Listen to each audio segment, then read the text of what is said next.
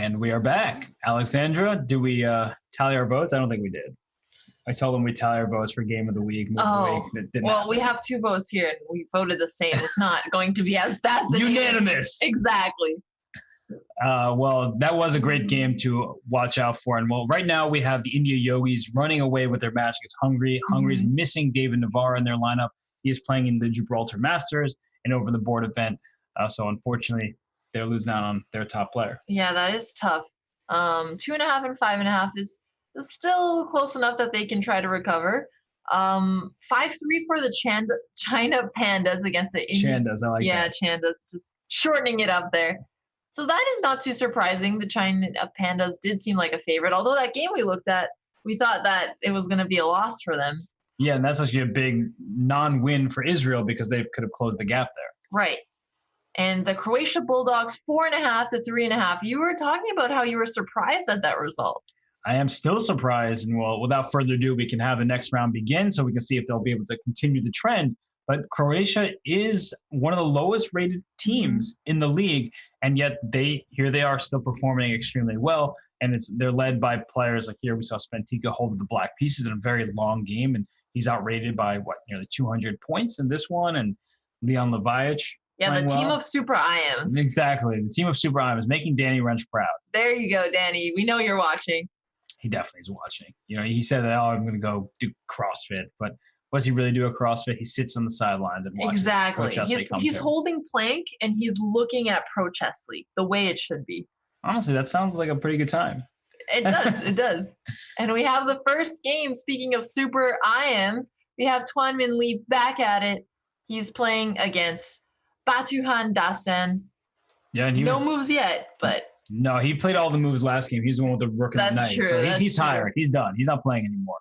No, but on a serious note, we see that this match has been very close, so we'll keep our attention definitely squarely focused on this one. But we can also take a peek at more of the other games in the India, see if India can defeat Hungary or if Hungary can get back into the matchup. But so far, I guess Croatia is saying, hey, we don't need to make moves either.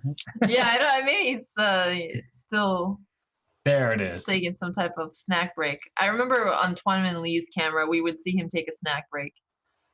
Yeah. I don't remember what he was eating. It was a while ago. Well, I'm kind of hungry now that we're talking about snacks. No, me too, but I'm also hungry for the games to begin.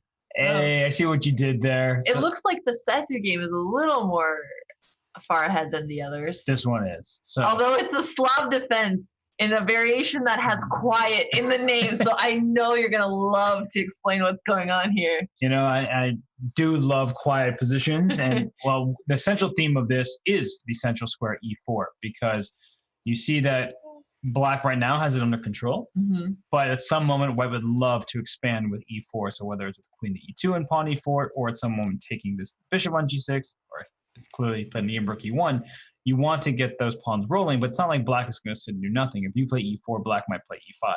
And if you ever take on g6, you open up the h file for a potential attack for Black to unleash. What I find odd about this position is that we have a pawn on g3 without a fianchettoed bishop on g2, which is probably why Rook e1 is being played, to make space for his bishop. What do you think about the knight on h4? It's doing its job. It's just going to take at some moment on the g6 square. And, well, if you leave it for too long, perhaps the bishop can think about coming to h5, like right now. If it saves the bishop, is that the most important thing? Perhaps not. But the longer you keep that knight there, the more I'm thinking about, hey, I actually think your knight's bad. You made a good point. It's on the rim. It's not really doing all that much besides attacking the bishop. So let's say I make some random like queen c2. I can even consider a move like g5, just trying to break open the position if I feel like I'm getting control of the important squares. So is it fair to say that this opening went wrong for White? No, I don't think so. I think that, especially considering how quickly he's playing, that I think he feels very comfortable here, that he's going to play e4, that he's going to try to expand very simply in the center. And something I don't like for Black is there's a queen here and a rook here, and I don't like stare downs along the same line. Although we still have pawns blocking the otherwise blocking the closed file. Yeah. So it's not like the queen is going to be in any immediate danger, but if e5 is pushed to try to take care of the fork here, and d takes e5, then That's the exact type of thing I'm thinking about. Like, can I go knight f5 at some moment? If you take me, I take with the e pawn and open up. So he says I'm just going to play for d5 and try to claim the d5 square for my own pieces. But it's just something I'm always thinking about in the back of my head. A rook and a queen in the same line typically wins for the rook in terms of who gets the better. Fair enough. You're thinking long term there. Yeah. Let's go to the game between Abhijit Gupta, because I'm looking at this position, and speaking of far along, what's happening here? Black is currently up. Is up one or even? Even. Even, it just looks like he should be up because of the double pawns here. Yeah, this pawn is the one that's keeping it even, but is that one going to last so much longer? C7. So what he's trying to do here is potentially rook b8, although rook a7 would be Black's response here. He doesn't want to trade off. He'd put pressure on c7. Can I also go queen d8? Oh, just like put all of our pieces. Just put all of our pieces there. Yeah, but it doesn't even do enough, right? Because we can't take on c8. But what if I do both? What if you do two free moves? Two free moves in a row, then it's like, let's say you do this, dangerous. and I go queen d8, and you do this, and then I play rook to b8, and now I'm threatening things everywhere. And funny enough, rook a7 probably still stops all the threats here. Even with 2 moves in a row, it's just not enough. Maybe you can kick the queen out with knight g5. I mean, there are some ideas here, but okay, we're being generous with the amount of moves you were allowed to play. Well, he did take on e4. That's not a very important pawn from White's perspective. So queen to d8 certainly feels like a move that's going to be on the radar. So rook b8 first. So what I like about queen e4 is that it's protecting the rook on a8, so he doesn't have to move it anymore. True. Very true. The pawn on c3 is also hanging, but that seems really greedy. That seems like, hey, you've gotten enough material here. Take it slow. There is a pawn on c7. You don't want to let that guy get any chances. Yeah, my first instinct would be to somehow defend against that c7 pawn. Right. Sometimes the best way to defend is by stealing all your opponent's pieces and then making them figure it out. Well, maybe queen c6 is also an idea in the future, but the queen is tied to the rook, so it can't even capture on c7. Right. What is the most obvious plan to capture the c7 pawn? Or should you just leave it there for now and maybe say, hey, I also have a passed a pawn of my own? Yeah, big issue is that in order to get to this pawn, I know that White's still going to play queen to d8, which right. not only attacks the bishop I think on c8. You just want to see it on the board, Robert. Well, we'll put it on the board. It defends this pawn. And now this bishop on c8 is in big trouble. In fact, rook takes c8 right away is just a good move because now I go queen d8 check, and now I go up material and in here just totally winning. Bishop h6 even just finish it off. Watch out because you oh no, I got excited here. Yeah, but you can still drop your queen back to protect. But still, White is just up a piece and very happy. So bishop g4 was played. So he's connecting his 2 rooks here. Threatening to capture. And threatening to capture while also potentially threatening to capture on f3 and just completely destroying White's kingside pawns. Yep. So we need a move here. Yeah. It's not a position where we can just sit and relax. If White doesn't have a move here, Black is extremely likely to win this game. So maybe something like queen b3 with the threat of rook takes a8 and queen b8. Nope. Queen a8. Yes. Okay, you have your move on the board here. It is threatening. Rook takes a8, but the rook is protected. I have a very funny question. I don't know how funny you'll find it, but can I take this here to give you a queen on c8 because I have all these queens here, and then take this rook potentially? And I'm trying to figure out pinning the queens here. Like the queens are all in a line with the rooks, and I know I can do something like take. Queen takes, yeah. And if you take here, then I guess it doesn't work out because now bishop h6. But it is a nice looking position to have the 2 queens pinned like that. Unfortunately, they're too powerful. What if I keep going? Like what if I just Robert's getting really excited with this. Like what if I just leave your pieces? Okay, at some point bishop h6 is going to really hurt me. But what I'm thinking is if I steal enough of your pawns and I play queen to a8. There is still a rook on f1 though. So if queen takes on a8, the bishop is everything's safe. And if you take this way, I take back, you take me, and I take your rook first. And now I'm going to win with black. Okay. Well, I don't win. That's you're using your creative side today. It's good to see. I'm just trying to do my best. But in a position like this, you have to think outside the box. For sure. Because it looks really bad for black. It looks bad for black. That's why the police are coming, But what's the immediate threat? So I'm going to give you another move here. What do you play as White? All right, well, don't test me here. I feel that I don't know. I don't have the answer. I was letting the inspiration come to me. But what's my move? Maybe rook e1. That's one idea. Okay. the idea you suggested with knight g5 is a possibility. It's just that black can retreat his queen to c6, continuing to defend the rook and the c8 promotion square. Yeah. But I feel like I have to have some kind of follow-up somewhere. Maybe bishop g5 is also a move to consider to get my bishop in the game. So I feel like black has to do something. Yeah. But what that something is really not easy to figure out because, well, I have a queen and rook on b8 and d8 with the lever of a pawn on c7. And the reason black has to figure out something is not because there's an immediate threat that is going to just win for white, but this is a very dangerous position, like you said, and once white starts to activate the rest of his pieces, try to kick the queen off from the square, then you start having serious threats. Yep. So it's a tough position to play, and it's one where you could expect black to sink a lot of time. He just played queen c6. This is a very quiet move. And he spent 2.5 minutes to find it, so you're sinking, yeah. You know, he sunk a lot of time, and then it is a quiet move. I'm thinking about knight e5 because your bishop is overloaded. It needs to protect this rook. Right. And after knight e5, I'm just threatening to take your bishop here in addition to hitting your queen. And that's terrifying because after queen e4, if you take the bishop, queen takes, then your rook on a8 is hanging. Yep. Thank you for free pieces. So actually, knight e5 might just... does that just win? Kind of end things. And we have Benjamin Blunder on camera, and I saw him not look particularly thrilled. Oh, no. about He's what's shaking happening. His a little bit. Yeah. Oh, yeah. He's groaning. That's sad. Yeah. Usually you have the poker face, and we joke about how we want to see emotions, but it also sucks to see players upset. Yeah, and I think he probably sees the fork and just like, all right, this is just over. There was actually a good quote I heard recently from Anand about how losing still hurts the same as it did when he was a kid. He just learned to control his emotions better.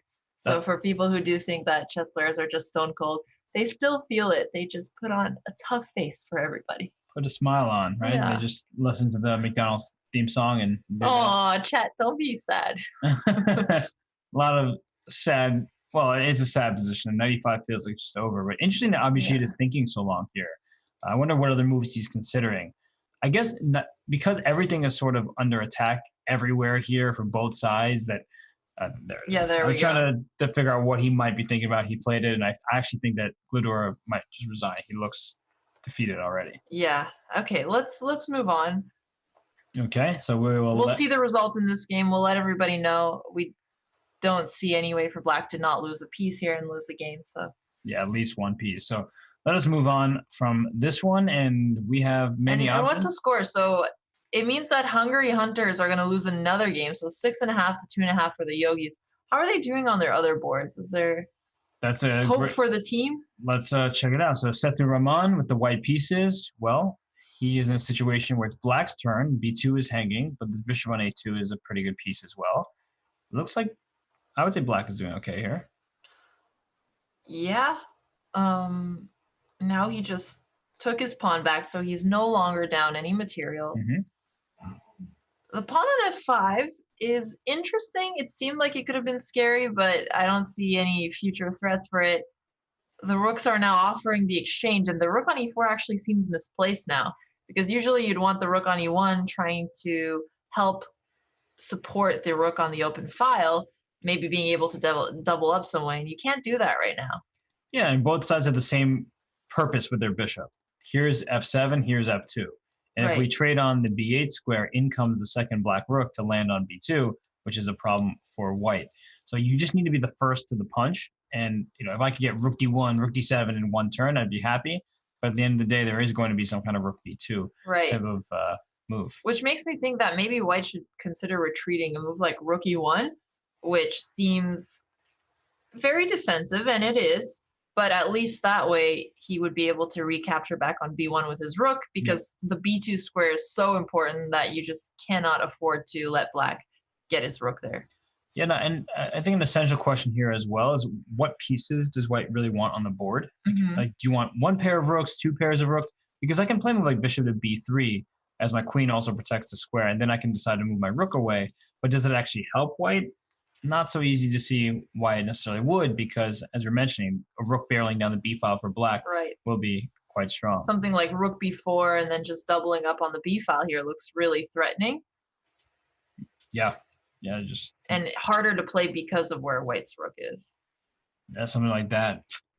So spending some time here is Setu Rahman, and Oh, yeah, the crazy game did finish. So Gupta did get that win for in white. fact, Gludor resigned. Oh, he just resigned after 95. Okay. Yeah. Hey, your move, rookie won. Rookie won. All right. Alexandra guessing the move.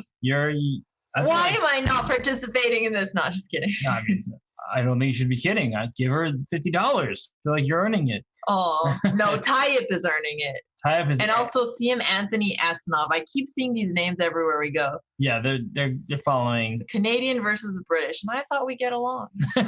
Well, they're following each other everywhere. So are these rooks in this game. So this is an interesting position because White has options, and he just decided before we finished that sentence. So he took on E8 because now he gets his rook on B7, which is the same idea Black wanted.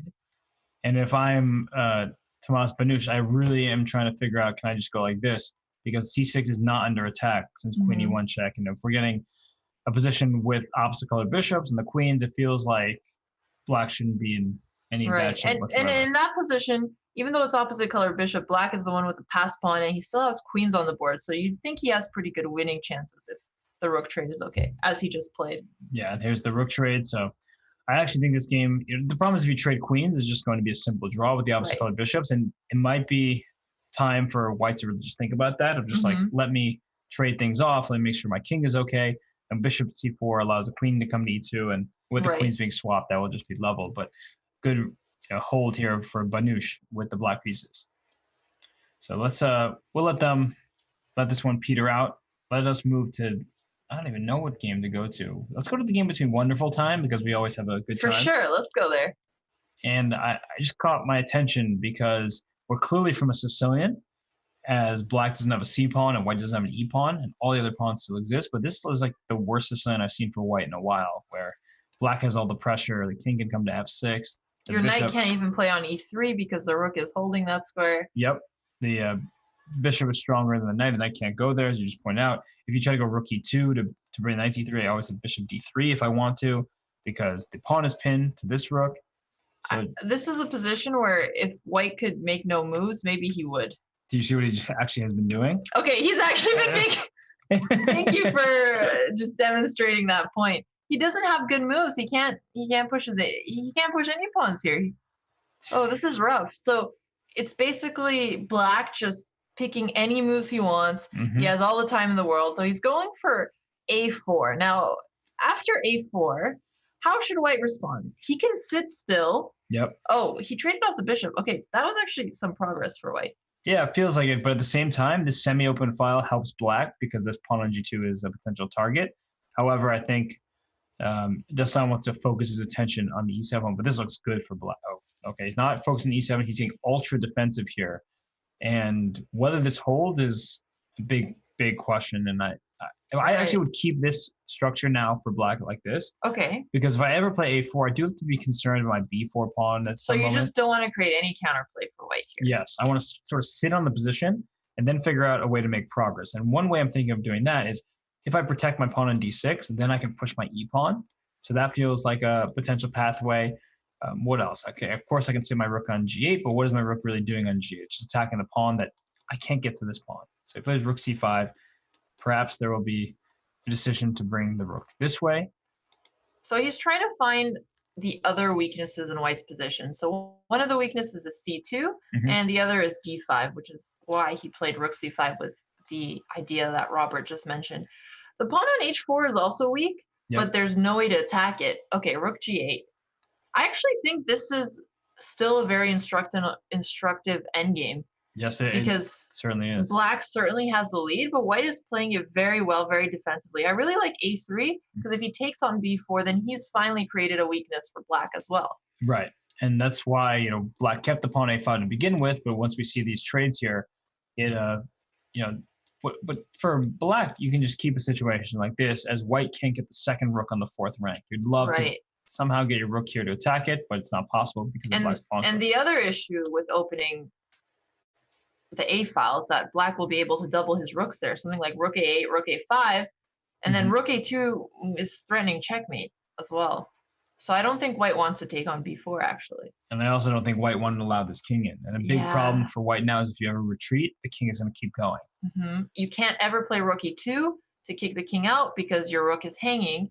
And what about f4? Just pushing the king out of there. You don't like that move. You're not a fan. The reason why I don't like it is because now the rook will have the g4 square. So if this pawn leaves f3, which is doing a great job of cutting my rook off along the g file. Oh, so that's me. And I just go here, rook g8, rook g4 at some moment. I have to worry about b4 pawn for sure, right. But it just feels a little bit too weakening. Yeah. Oh, okay. So one issue with black trying to double his rooks on the a file, which seems like the obvious idea because it has a checkmate threat, is that black still needs to hold on to the b4 pawn. Right. So black does have one weakness now. Right. But black might just play rook to b5. And just take a pawn and be happy with it. And I'll force you to play f4. So if I make some random move like king c1 and I play rook b5, your pawn's under attack. And if you play f4 check, then I can just go ahead, bring my rook back as I see fit. Probably this rook, actually, to keep the b pawn protected, but bring my rook into the action. Yeah, very patient plan for black here. Okay. Well, I mean, white tried to do the stout defense where he's just desperately trying to hold on, and now he's going for the desperate defense. You got to pick one or the other when you're in a losing position, and hey, he picked both at different times. Yeah, and actually the king on e5, it's not going to be checkmate or anything like that, but if I can get some checks on it and the pawns that are very weak here, so perhaps it was the right decision ultimately to trade off some of the pawns because those were white's weak pawns. Now white doesn't really have too many weak pawns to speak of. Definitely.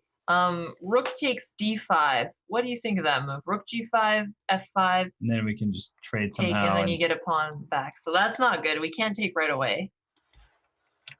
But also, I don't really know what else is going to happen because rook e2 check, for instance, is already putting pressure on some of black's pawns here. Right. I mean, he can play rook b5 if he wants to just double the... Oh, he took? Yeah, I think we're going to see this game. Whoa. Wait, was the rook hanging? Oh, no. Yeah, sorry. Yeah, okay. But he check. Now, this trade, the potential issue is this king is better than this king because it's more advanced, and this one pawn covers both of white's pawns. That said, with all these pawns split for black, it should not be anywhere close to making legitimate edge. But, well, if I lose one pawn, then he is going to have a legitimate edge. So why didn't he play rook h7 here? Probably because he didn't want to get overly passive, and the rook on h7 is pretty awkward. And right, you don't want your rook in front of your pawn. Yeah, you'd rather be behind. So let's see if he's going to be able to hold this, because now this is an endgame where clearly black is better. This king is coming up. The f pawn can start rolling, and still this b pawn is very strong for black, cutting off white's progress on the queen side. Yeah, very nice. He's going from converting one advantage into a different type. Now he's finally up a pawn. So he's been playing this endgame really smoothly, very instructional game. Okay, checking the king of the first rank. Oh, no. I think you have to play king c1, because if you played king to d1, the king would come to c3. So here you have a check, but now the king comes to b2. And you're going to win yet another pawn. The pawn is stuck. Yeah. So here he's protecting all of his pawns. He has to be careful because moves like king c3, you have rook c8, so white is going to try to check from behind as many checks as possible. And he says, you can't even take on b4 because I play king c3, threatening your rook and threatening checkmate. So nice. It's very nice. So king b2 now actually threatening the pawn. Yep, and now brings the king back, and the king will come to d6, I imagine. The rook can come back to f4, as this pawn will need defense. And this is really nice technique by black here. Wonderful time is having a great time. This is a pawn up endgame where only black can win. So just take your time. Next move will be rook e4, pawn f4. At some moment, black might even consider giving away up one of the other pawns because this is the pawn you care about. It's all about the quality of your pawns. He just needs to get the pawn close enough to promoting, and then he'll be okay with giving up the other pawn. There you go. And now you notice the king is also on d7. So why that's important is because white can't give any more checks on the 8th rank. If he gives checks from the side like rook b7, then you have king c6. So that was one trick in the position, making sure that your king can get out of the checks. Yep. Oh, the white king is also cut off from the f pawn. Beautiful rook situation here, and this is such a nice endgame. It's hard to leave it. Yeah, this black king is now ready to just. There goes the e6. Now it can come to either d4 via e5, or that's smart to cut the king off from coming too far this way. But this is still very good because now that my king is here, I can move my rook and make that steady progress.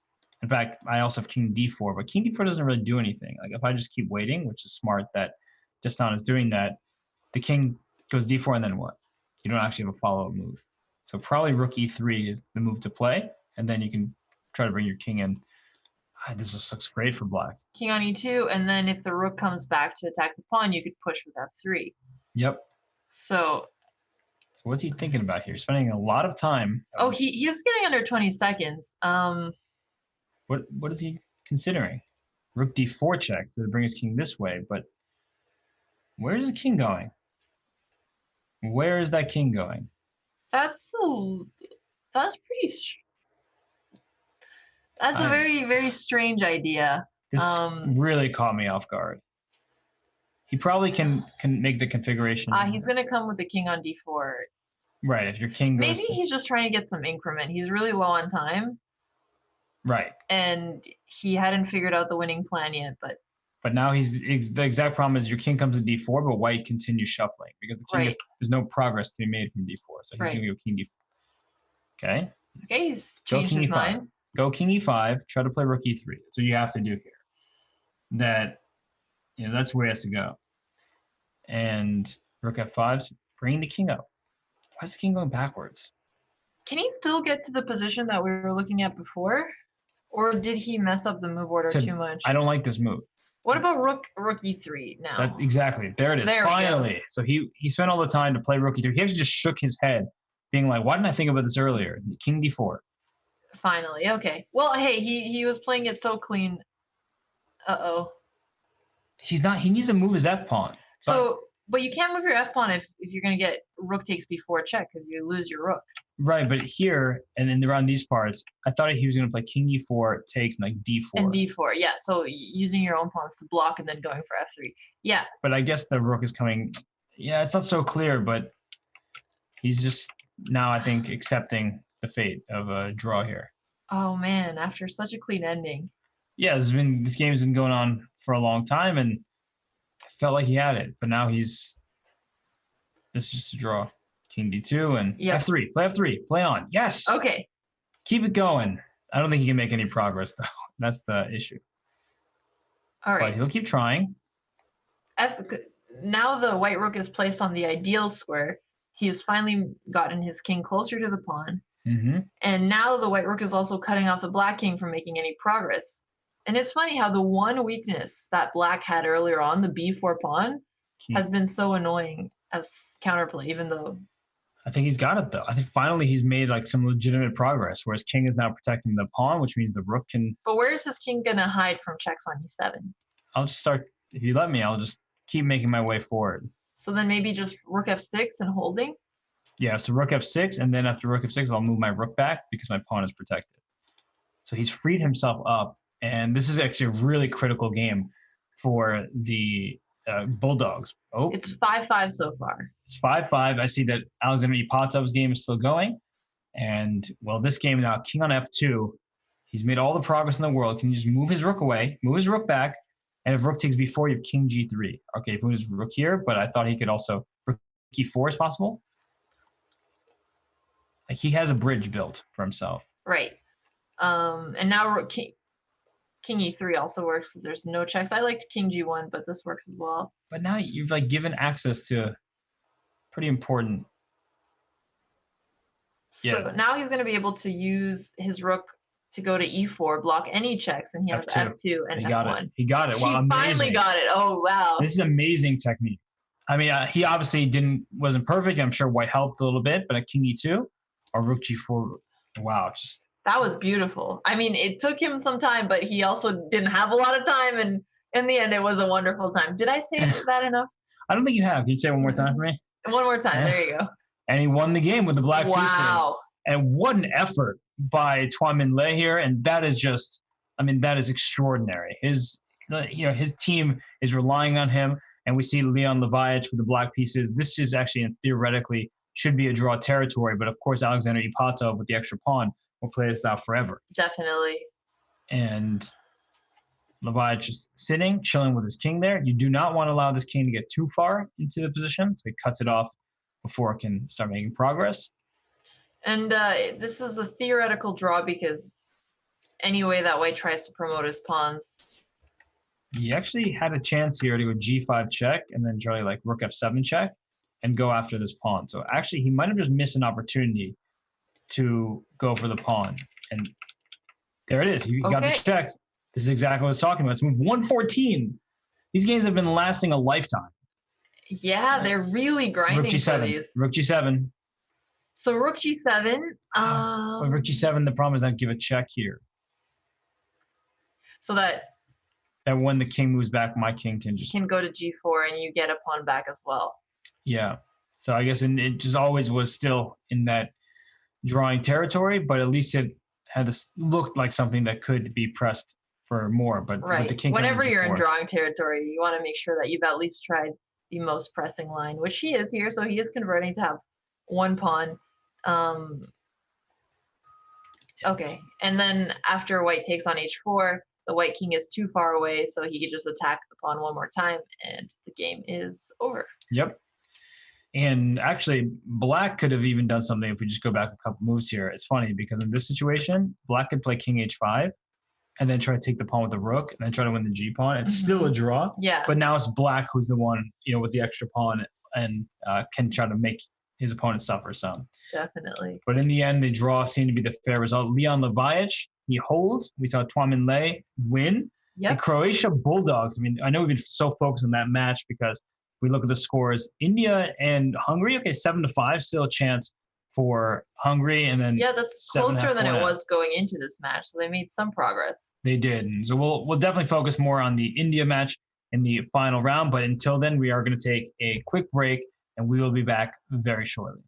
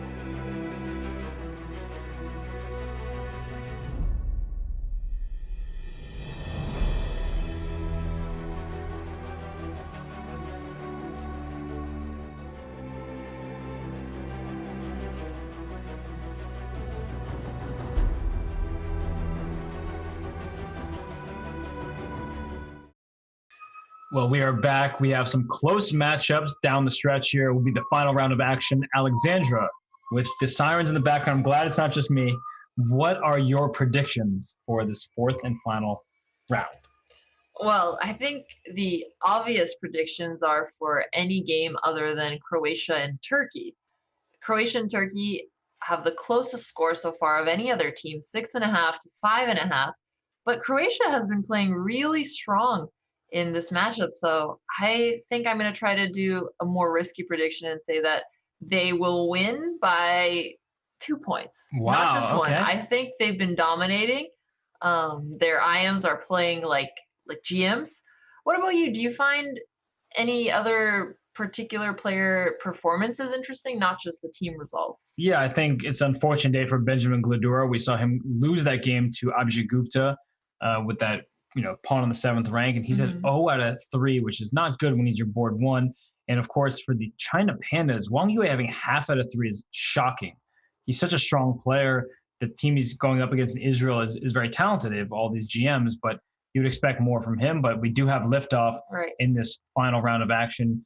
We have this game here between Tuan Minlei and Alexandra Botez. Almost like the chess gods don't want me and don't want us to leave this matchup. Yeah, it's the first one that we see. But I will just end on one note on the predictions. The Chinese Pandas, despite Wang Yue's tough performance, do have 7.5 to 4.5.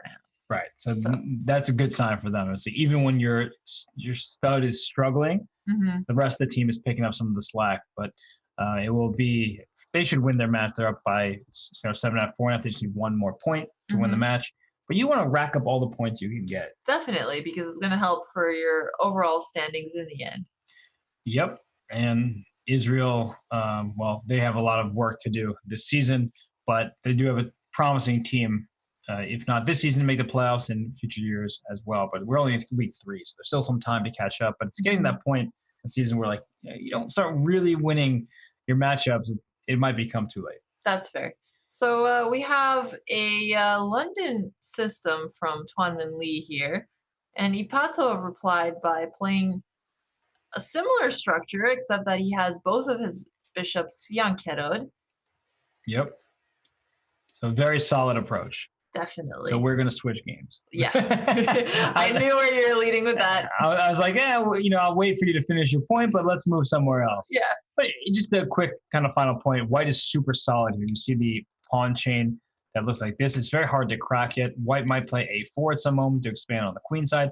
Black also doesn't have any really easy plan to execute because anytime you push a pawn like the e-pawn, say the e5, if you can get that to work, you still have some problems with the knight coming to c4 and potential targets. So this is one of those games where it really lasts a while. Fair enough. Well, we can move on to the next. Sweet. I just want to pull up this game between Aravind Chidambaram and Victor Erdos because the queen is on d2. And actually, this stemmed from an a6 Sicilian, so not really in the main line. Right. But as we get the knight to c6, dropping the queen to d2, Erdos played b5. So for the perspective of the Hungry Hunters, isn't this the type of position you'd like to see from Black when you're down 2 points in a match? You just want some imbalances and some fun play. That's a good point, and maybe that's why he chose this particular variation. But okay, G4 is definitely going to give them an interesting game. Like, does Arvind realize that his team needs 1.5 points, to win the match, and 1 point just tied? So, like, playing G4, it feels like you're giving your opponent what he wants. Right. Why not just relax a little bit? Go for G3. Is this a line you've encountered before? No, I have no idea what this is. The queen on d2 made sense to me. I thought that White might try b3, bishop b2. We've seen Magnus try this, and instead we have this. But by the way, we have a result where Black here, what? In 12 moves? He went queen, he blundered his queen, mouse slipped. Oh, no. Queen e8 was played, and rook takes e8. That is blunder of the week. Yeah. Just in a very normal symmetrical position. Oh, the Botez Gambit. The Botez Gambit strikes again. I'm so sorry, Baijin. Sure, that's. Oh, poor guy. Let's go off this game. It reared its ugly head at us. We have to move on. Look, at least they have a big advantage, so. But it's just one of those things. If you're a fan of the Pandas, that's one result. Fantasy, yeah. That's one result that just didn't go your way. And Wang Yue, who's had a tough day today, he'll need to be able to fend off Maxime Roshan. And well, when I'm thinking about the match perspective, I like what Roshan has done with the black pieces. You at least have an aggressive looking position, one that you're not just going to allow your opponent to, say, let's just be solid and hold. But at the same time, white does have a good foundation in a position like this. Right. And that's what we've been echoing over and over again, that if you are down going into the final match, you might as well play for one of these positions. Yep. Where there's imbalances that are nice, where now this pawn e5, is that going to be a target? I can move my queen away from the d file and eventually try to pounce on this pawn, but Wang Yue is smart. He goes f3. Look at this side of the board here. Not develop, not develop. If I can start opening the position on the king side, your king could be in big trouble. Right, and e takes f3 looks pretty good for him. If he takes back with the pawn, he's going to fix his pawn structure. Yep. If he takes back with the bishop, then he has some aggressive threats like you just showed. Black is going to try to develop, but even to just get his rook onto the open f file, he's going to have to move 2 pieces, so that's a lot of time. Yeah, and he ended up going with your suggestion, fixing the pawns. e5 is not much easier to defend if you need to, but black is still very solid, at least in the center. That's why f4 is played, opening up the king side. But if you don't get like a really huge attack, then at some moment your pawns can be a bit weak. But this king has nowhere to go. That's a big issue. You go at h8, then here comes f5 to open up. Right. What's interesting about this position is that both sides have weakened their king by trying to attack the other king. So it's going to be a battle on the king side for sure. I kind of like rook g1 here, although I think it gives up a pawn. Bishop takes d5, you get it back with check, but you probably don't want to lose. Yeah, maybe he'll just play king h8 and then the pawn on f4 is attacked too many times. The only way to protect it is bishop c1, but you don't want to block your own rook and just undo your development like that. It feels like, honestly, black's position is quite likable. I'm not necessarily saying it's better, but oh, is that bishop hanging? Is he going to try to take on d5 or something? You can't take with a c pawn. Right, and if you take with the e pawn, you're kind of opening up here. Yeah. Do you still like black's position now, or maybe white's proving that he also has attacking chances here? I feel like there is some trouble for the black king. But what if I take this pawn? It's double check. Yeah. Okay, you know what I was trying to do? Double check and then e6. I was trying to go bishop g4. Okay. But I'm in check. Yeah, double check that. And the rook. Yeah, but if you go here, e6, and well, that's GG. Yep. Not ideal. All right, so bishop g4 right away instead to make sure that that double check does not happen, and this is also blocking any discovery checks. So bishop takes d5 doesn't work anymore. Is he gonna have to worry about h3?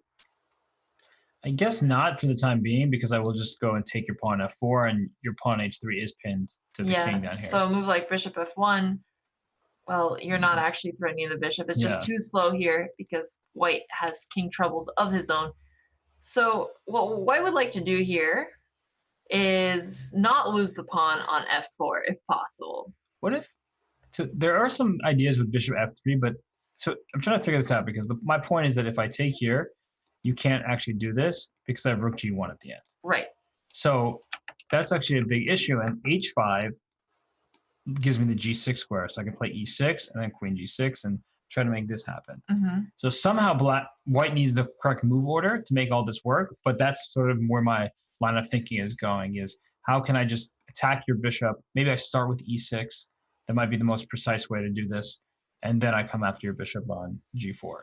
Okay, so e6, rook takes f4. You can't play bishop f3 anymore here. Well, I might just get myself checkmated. The queen takes h2 at some moment. This doesn't work. For some reason, I thought the pawn was already on h5, so my queen gets to g6. But if your pawn stays put, then that's an issue. So here, h5, e6. What do I do with my rook? Right, because rook takes f4. Although rook takes f4, we get back into the idea we looked at before, so that doesn't work. So I'd have to go rook f5 and stop the queen check. Then I'm looking at e7. What if I just give you this pawn? And queen takes. And then I'll just say, okay, your king is the one that's right. At least we're not getting checkmated here, but it's a very tricky position. Yeah, there's so many tactics, and I think you just have to play a move like e6 because I don't really see a calmer way to play. No, I mean you move like bishop f3 first. Right? Yeah, sorry, that's right. Followed by the e6 idea. Yeah. So think h5 only move based on what we were discussing. So what's going on here? Rook takes a 4. Is he? He might ignore it. He might say bishop g5, rook f2. And then bishop e6 actually blocks your pawn from moving, which is really annoying because you want to get that discovery attack in.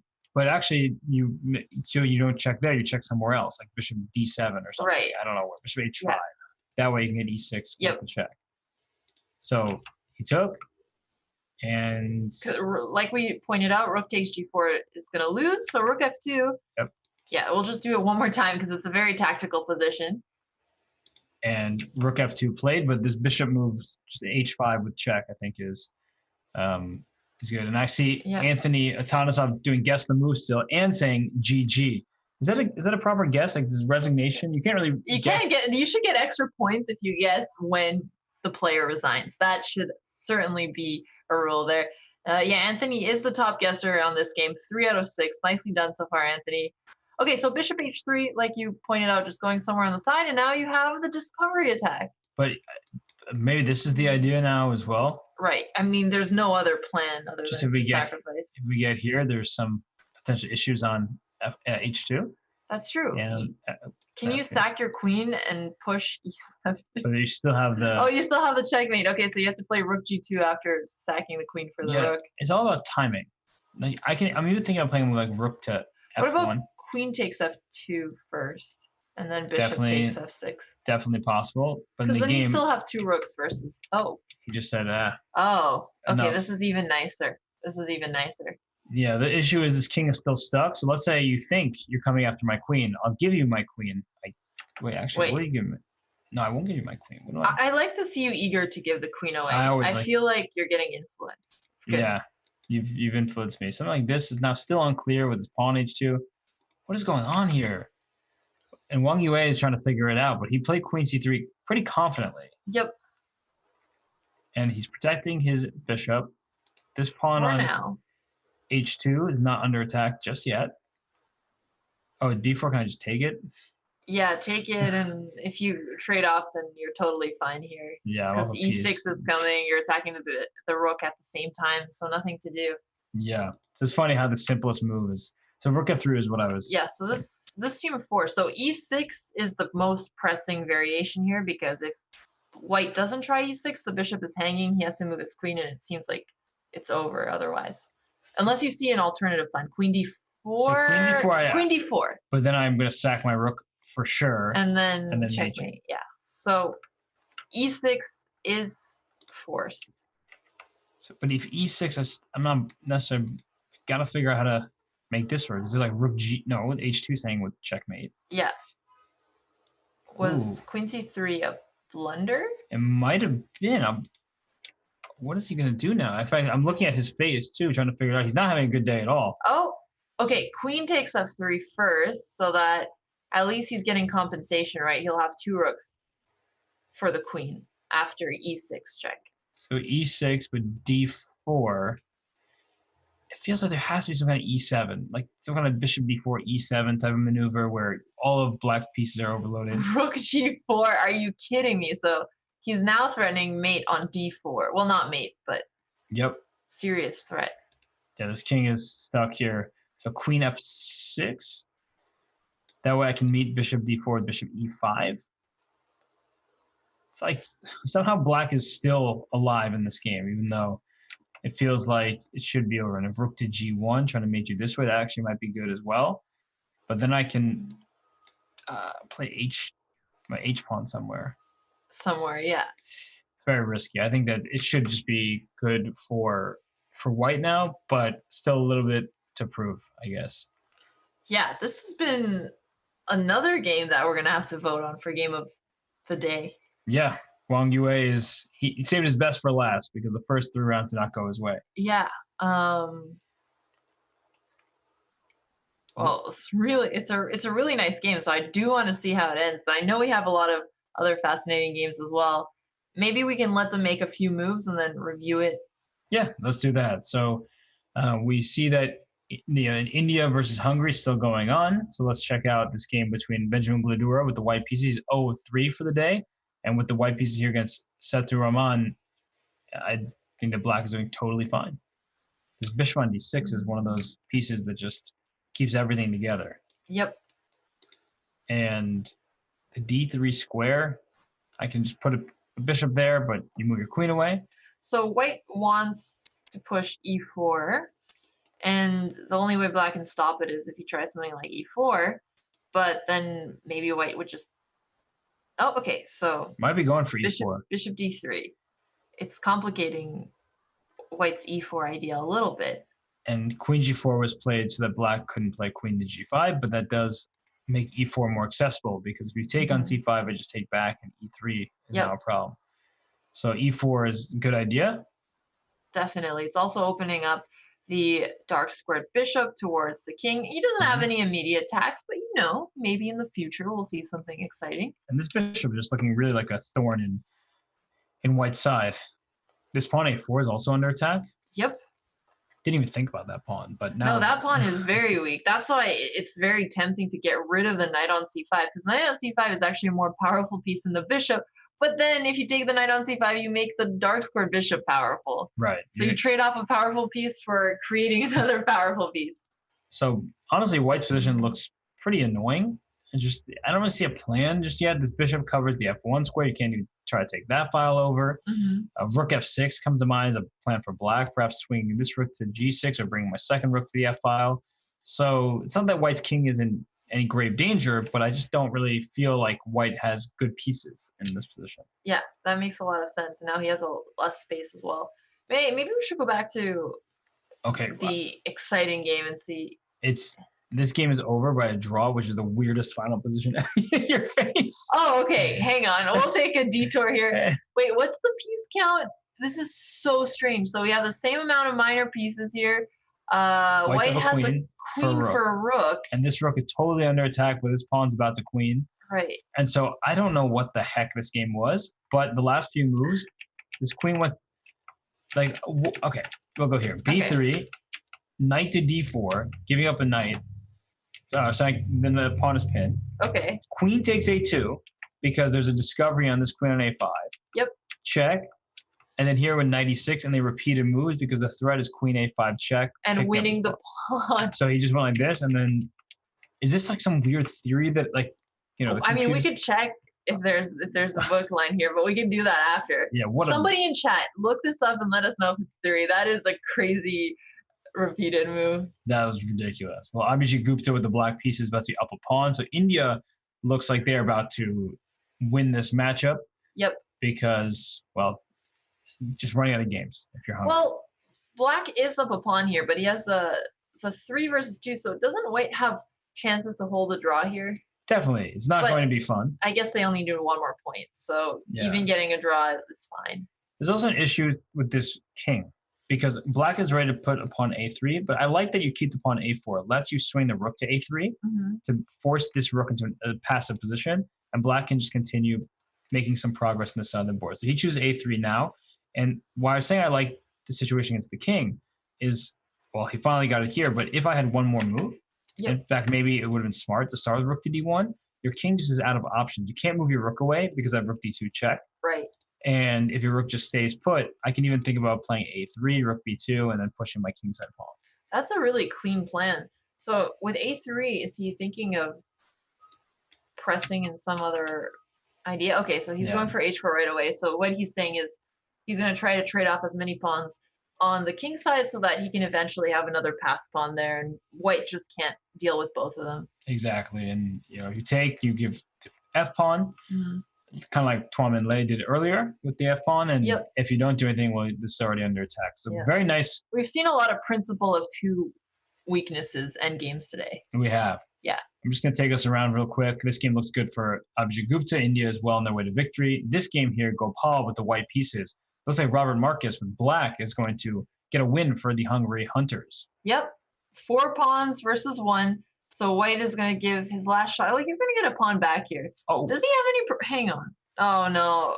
But he still has some perpetual chances? No, because black's taking on e4, and he has enough pawns to stop the check. So, unfortunately, it's not going to work. Yeah, there might even be mating, kind of mechanisms around here. But this is looking really good for black up 2 pawns, but some outside chances for white to hold, especially if you accidentally stalemate this king. Right. Which, you put your king here to show that, sorry, I give you this check, and once you take, my king is stalemated. Yep. So don't stalemate. Very nice defensive tactic there. I accidentally did everything wrong there, flipped the board. There we go. So, all right, let's go to Gladura, 2 rooks in the 7th rank. All of a sudden, white is kind of turning the tables a little bit, but not too many pawns remaining, so there are chances for black to save this one. Right, and I mean, white is not going to be able to checkmate with those 2 rooks on the 7th. He will get a pawn back. Black will get the pawn on a4, and if it ever gets too scary for black, well, he can either defend or go for perpetual. And now white can just defend a4. So not a fascinating ending. No, it's not. We just see a game that Rajshin lost the game to Wang Yue. And how did it... Okay, I want to see how this ended. Like, he got his pawn up. So let's go back a little bit further. The move was after rook g4, right? Yeah. He went queen h5. Okay. So keeping pressure and giving up this pawn, but saying that I have the e5 square. He has to defend the checkmate. e7, okay. And then he went rook g5, which this is a problem. The queen is overloaded. Yep. And so he brings bishop back, rook to g3. What? That is so... Oh, because he was going to get checkmated. Yeah. And he just went c5 to protect. So this game really went on for longer than we expected. Yeah, I guess this check is pretty devastating to deal with. There's no way to stop it there. Could he have somehow gotten away with this move? That's like the essential question, because you can just take this pawn. Right. But you, of course... Maybe bishop takes d4 and bishop d5 after? Yeah, something like that. Just like... Because bishop takes d4 first, isn't that forcing? No, because No. he can stop with the bishop. I'll steal your bishop. And then bishop d5? Then I take your rook. And, yeah, you're right, it doesn't work. Okay. But yeah, something like this would have been an option. But okay, we'll come back to this. There's still games going. So this is the India match. Let's try to get the Turkey match going, because that match is coming down to the wire. And what is happening here? White has a better rook, more chance for a pass pawn. Leon Levaich. This guy has just been getting his GM norms in the Pro Chess League. Yeah, it's just like... okay. It was rook g8 and bishop d5 in the previous game. Okay. We'll show that after. Yeah, we'll show it in the end. Oh, that's a forced mid. That's puzzle. That's actually really nice. It's really nice. We're almost finding it there. So c6, break that one through. That looks like a good plan. You can actually take this too. Oh, just take it right away and play a c6, right? Like if I take this and you take and I go c6, Yep. and I push and I push and I queen. Yeah. And the cool thing about that is even if the king wasn't close, the rook just can't defend against 2 pawns on the 6. So king f5 should not help at all. Just take this pawn. Yep. And then push the pawns. When pawns are stronger than rooks. Who knew? Leon Levaich knew. He did know. He's clearly been studying his endgames. And so we have 2 other games left as well. This one seems decisive for white. We have another game in the match between Turkey and Croatia. This one's going well for Turkey, but black has pretty good chances to hold this as we get into an end game with an extra exchange for white, but very few pawns remaining all on the same side of the board. Yeah, I mean, black can try to get into a defensive structure here. It's also helpful that he has his 2 pawns connected versus white's pawn on f2 and on h2. But in an endgame, what you want to try to do is figure out where your pieces need to be and then make a plan to get there. So say you could move pieces around. How would you create a defensive structure here? I like to start with bishop f8 just because the bishop on h6 had nowhere to go. And also you're in front of your pawn. So at some moment, if I'm white, I'm going to try to get to this h pawn. Right. How to do that is not evident at all. Yeah. Because this bishop is just going to keep moving around forever. But eventually you'll gain the tempo. You need to bring your king in, but this knight is very nicely keeping the king out. So, but if black ever plays g5 to cement this knight's placement, the now post, then comes bishop c2 with a problem on h7. So instead, he's creating an attack of his own on this pawn. Rook b8 is not too scary. The king can come to g7 and onto h6 after rook g8 check. Yep. Or just any other check. So the king isn't at risk of being mated is the point here. Bishop Rook b5 doesn't work here because you could protect the knight with the bishop. It did look like it might be a pin for a second. All right. So and the dark squares are always going to be safe for black here because at most you'll be attacked by the rook. Or even with the king and the rook, but though it's pretty easy to move away here. So this should be a draw. And these don't match. So even if you could like take 2 pieces for the rook, sometimes you can still make a draw for black if you're able to trade off this last pawn. But this is the one of 2 games remaining. In fact, all matches are decisive at this point. Yep. So the Yogis and the Pandas both have won. Does that mean that Croatia also won their game? Yeah, Leon Levaich won in the final round over there, and so they just keep winning. The Croatian team, wonderful time, beat Alexandra Ipatov. So Tom and Lei. His rating performance must be crazy for the PCL so far. Did he score 3 points on a 4 today? I think 3.5. 3.5, yeah. No, even more than that. Wow. What a boss. And okay, Francesco Rambaldi here trying to at least give Turkey, and you make it seem like it was closer. It was a close match throughout, but right now 8.5, 6.5. You said that Croatia would win by 2 points. Right. And if this game is held, then it'll be a 2-point win for. That is true. Wow, what a good prediction. You're honestly, you're guessing the move, guessing the result is good. Anthony Atanasov still in the guess the move, top guesser in this game that I can see happening underneath. But Tayyip, you have 2 out of 6. So I would get on it if you're still in the chat. Yeah, come on. Don't you want that $50 that's being offered? Yeah, the 2 of them have really been keeping at it. And, okay, Rambaldi trying his best here. Oh, wait a sec. No, he missed the check. He missed the check. Gonna turn it around. Oh my gosh, such an elementary tactic. But okay, 10 seconds. I mean, this stuff happens. It's funny because it's actually easier to fall into traps with the white pieces here, despite being up material. Yeah. Because you have to deal with forks from both the bishop and the knight here. Missed the opportunity, but that's the good news about already winning a match. It's not gonna cost you. Yeah, that's true. And so he's just shuffling pieces around. Although I'm sure they would have liked to win more definitively, but and now the pawn on h2 is actually a little bit annoying. So a move like knight g2. Well, I guess he has to also deal with the h3 pawn. So the knight is stuck protecting the pawn on h3 and also blocking its own bishop from attacking on h2. Wow, somehow white made progress though. Stole that pawn, so now white's up a pawn, and a bishop g4 or bishop e somewhere, and the h2 pawn's protected. If he plays bishop g4, wasn't knight e3 a problem? So you want to keep his bishop as far away as possible, protects the f3 pawn in this manner, and still not easy because this one pawn covers both of the remaining files of the and white this pawn. Is what I was gonna. Okay, now we're getting. Well, now can't you just put your pawn on a dark square and protect your bishop? And be okay. The problem with that is if you ever like put your pawn in f4. I will try to sack the rook for the bishop and the pawn, but wouldn't that still be a draw? If your king can, if your king can remain. So we actually might see this. So if he plays f4 check, what white will do, and we have analysis for it, so I can show it, is like white will just go like this, give a check, keep kicking your king back. Keep kicking it back so you can take on f4 after rook f5. That's actually really nice. Yeah, so I'm going to try to keep making progress and then slowly but surely then take on f4. So actually this might just happen. And chat, the issue with taking earlier is that if your pawn and your king are on the same rank, then it's going to be a draw for white in cases where black's about to get the opposition. All right, so rook f8 check. The king will come back to g7. So you need to be able to have your king on f6 once white takes this pawn on f4. So here the king is forced away. It's not a good thing for check here. Keep kicking the king. Check on e4.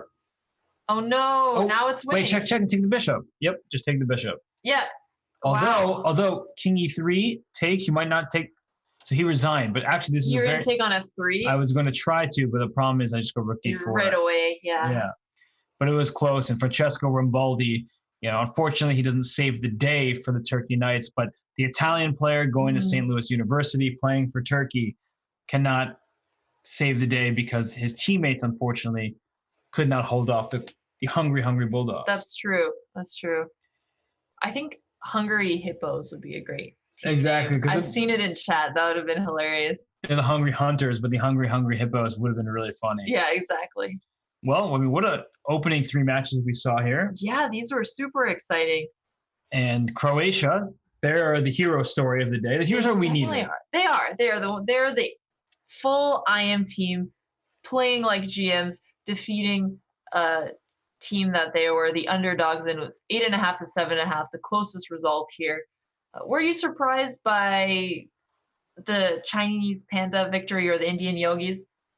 No, I'm not. I think India is a stronger team between those two, especially when David Navarro is not playing. And Benjamin Glador had a very off day, which doesn't help. And for the China Pandas, well, even though Wang Yue only had scored 1.5, when Wei Yi wins all his games, it's going to be a knockout. And for Croatia, they're going to be the dogs week in and week out. They have no choice, but they beat the Turkey Knights. Big win for Croatia. Great to see. We'll be back shortly, but just a reminder to everybody, coming up very shortly, as soon as we get back, will be the primetime matchup of Russia versus Armenia. So stay exactly where you are. We will be back soon. We will have world number 5 Nepo joining us for that, for those of you who like to watch big names. So just another plug there.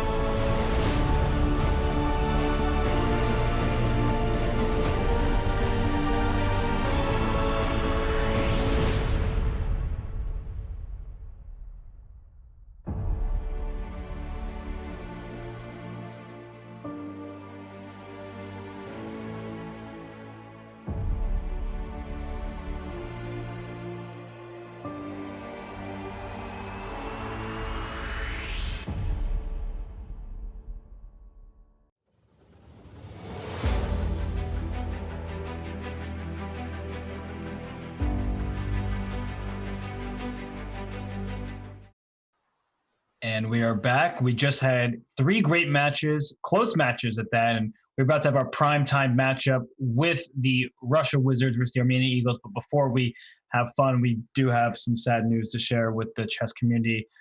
Popular streamer, he played for the Russian Wizards, Mikhail Lushenkov, has passed away.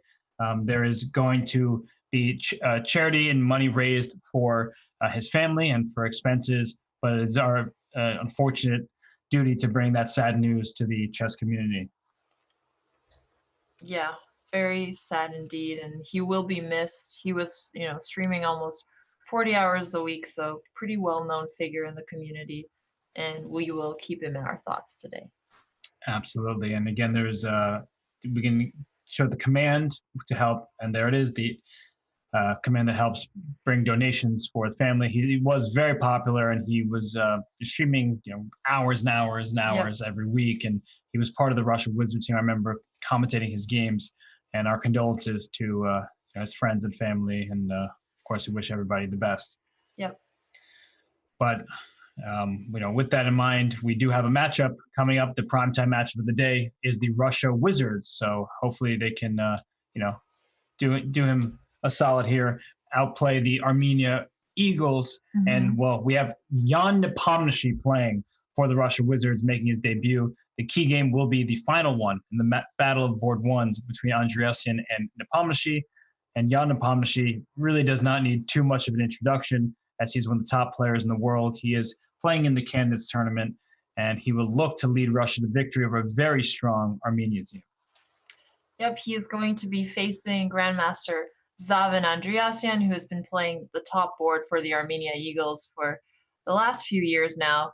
He was the World Junior Champion in 2006, quite a title for anybody, and he has continued to stay over 2,600 since then. So it's going to be a very exciting matchup for sure. And I actually think that World Junior Championship might have been in Armenia, if I'm not mistaken. I'll have to be verified about that. Home soil. Okay, that would be a really epic win. And I know Zavin very well. Everybody in the Pro Chess League knows Zavin well from his play. And when I actually was in Armenia in the end of 2018, we were able to hang out with many of the players who compete for the Eagles, and they'll have their hands full in this matchup. The Russia Wizards are providing a very top-heavy lineup with Jan Nepomniachtchi, and so I cannot wait for the games to begin any minute now. I would. I'd make you choose, who's going to win the matchup?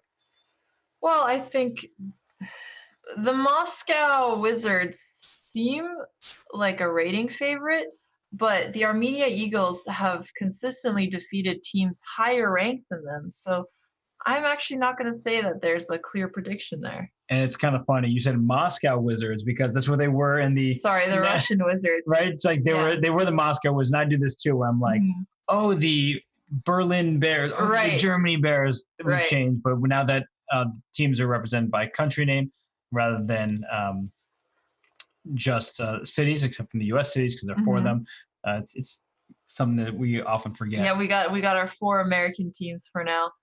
So in the first game here, we have Sean Sargsyan, board 4, playing against Jan Nepomniachtchi. We got an English opening, so you're going to love it, as usual. Always a fan of a good English opening, and I think for Sean Sargsyan, who had a disappointing Armenian championship and over-the-board classical event, he's looking to strike fear into the hearts of his opponents, because when you get a disappointing event, you really want to bounce back. But do you think that could backfire? Yeah, sometimes when you're trying to compensate for a bad tournament, you change your playing style a little bit. Of course, at his level, I'm sure he's mastered the psychology. And on top of that, he's really good at Rapid. I don't remember if he was the player who had won the Rapid Championship in Armenia or if he had been runner-up, but Rapid is a very different animal than Classical. So yeah.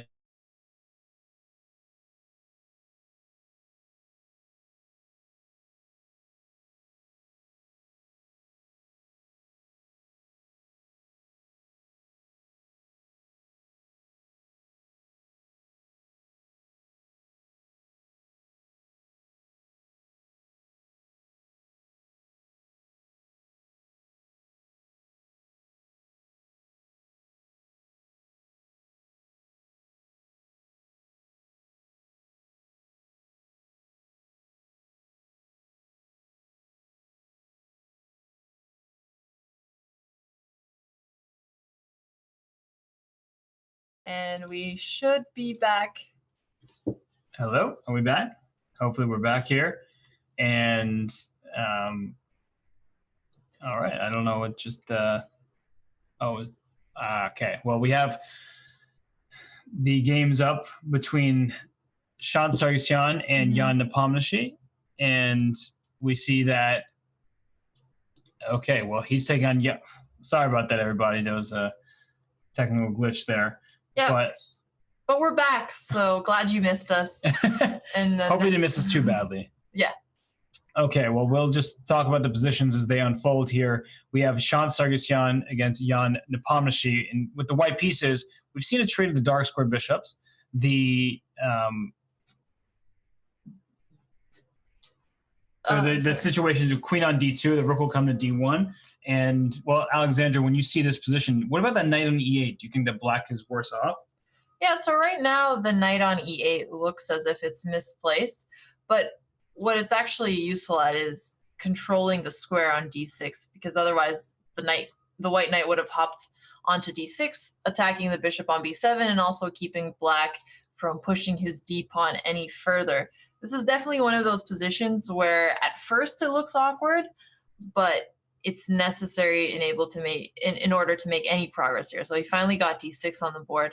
The next question I have here is, what does he want to do with his pawn structure? Seems very minimal so far. Yeah, and a6 played by black to kick that knight out, and now knight comes back to f6. So we have a sort of hedgehog structure after all is said and done, where it looked cramped for black, but now that you've kicked the knight out from b5, all of a sudden saying, okay, I actually am quite content to maybe slide my queen to c7, because from c7 my queen protects d6 and b6, and then figure out the rest from there. All right, well, let's come back to this position, then let's check how some of the teammates are doing. Okay, so let's go to the game between Evgeny Tomaszewski and Tigran Petrosian. And well, we see that another English and another super grandmaster for the Russia Wizards, Evgeny Tomaszewski, the professor, taking on Tigran Petrosian, not former world champion Tigran Petrosian. Unfortunately, he's passed away, but this is namesake, right? It's a very strong name for sure. And Russia with the no shortage of super GMs. So bishop e5 just played here, which is interesting. You don't usually see your bishop blocking your pawn structure when you have a pawn chain like black does in this position. So he's just trying to say that white is not going to move the knight right away. And maybe he's also considering just pushing d4 at some point. It seems a little bit early, but he's using a piece to control the center instead of the pawn. And that seems pretty unique. Yeah, you typically do not see something like this, but I guess against the fianchetto, you're just challenging on a better diagonal, because if we just go back to this position, what's the bishop really doing on d6? Perhaps not all that much, and so it goes to e5, and as you said, d4 might be in the cards right now, though you have to worry about this bishop on g2. Won't that bishop become strong, aiming on the open diagonal? Right, and the bishop on e5, just leaving it there seems a little bit annoying for white, but a move like f4, is that too weakening? No, actually, I don't mind a move like f4 at all. That's something that white should consider. Another thing is, can I play an e3 type of push at the right moment just to try to play d4? But it looks like after e3, then you very well might just play d4 yourself as black. And right. Because with a move like f4, then maybe you'll get d4 right away after if black moves the bishop. Should black consider taking the knight here, or do we not want to just trade off and open both bishops for white here? Yeah, I would be very reluctant to do that, but it actually might not be so bad. I just love the bishop pair. Fair enough. Always have, and probably always will. So I would be concerned with it, but you can probably drop the bishop back home and then just play d4 next. Fair enough. Let us keep on going. What is happening? Oh, how did they have an early start or something? This completely closed position. Yeah, the only difference here is that black has a knight and a bishop versus the two knights, but all of white's pawns are on light squares. But the interesting thing is the white knights can try to get outside of the pawn chain a lot easier than the black bishop can travel. Maybe something like knight b4, knight a4. Yeah, get this knight over to a4. But even there, it's like this black king at any moment could just come to the center, and all these pieces. This is the only pawn you can get to. Exactly. The only base pawn, and it's easy enough to protect with the king coming close. So this is going to be a draw. Unless something crazy happens. The only thing I can think about is, can white try like a G3, F4 type of, like G3? It's pretty ambitious, takes, but F4, let's look at it. Takes. Maybe like try E5. It seems sort of ridiculous. The only issue is that the D8 square is promoted. Right, but like, let's say I get something like this. Can I just like try to get your pawn back? It's an idea that's worth considering. I'm obviously sacrificing pieces that are not mine, but it's just something that in the back of your mind you think about, even if just King G2. And it's not hard to find this plan because there's not a lot of plans in this position. No, there really are not. Very few things. I'm digging his shades. Yeah. What is going on there? I don't know. This is awesome. Like it feels like he's almost like John Lennon light. With the John Lennon light, and the glasses are very circular as well. But you can see the chessboard in the reflection of the glasses there, so that's pretty cool too. So let's switch off to another game between Mkhitaryan and Mkhitaryan is his username, but it's Haik Martirosyan with the black pieces against Boris Savchenko. And well, here Savchenko has the 2 bishops, so we see another position with the bishop pair. And well, this bishop looks pretty good on h3, doesn't it? It does look pretty good on h3, although the knights are doing a great job defending each other. And I do like the open file for the a8 rook, putting pressure on a2. Of course, black is also busy defending some of his own weaknesses, such as the pawn on b4. So trying to figure out plans here for both sides, it seems like white doesn't, I mean, neither side has any obvious plan, actually. Yeah, and actually with the bishop pair, I'm always considering, like, do I go really aggressive and start pushing my pawn up the king side with like a g4, g5, but that also creates weaknesses for myself. Right. And whenever you have the bishop pair, you should always ask yourself this question: does trading off one pair of bishops help me or hurt me?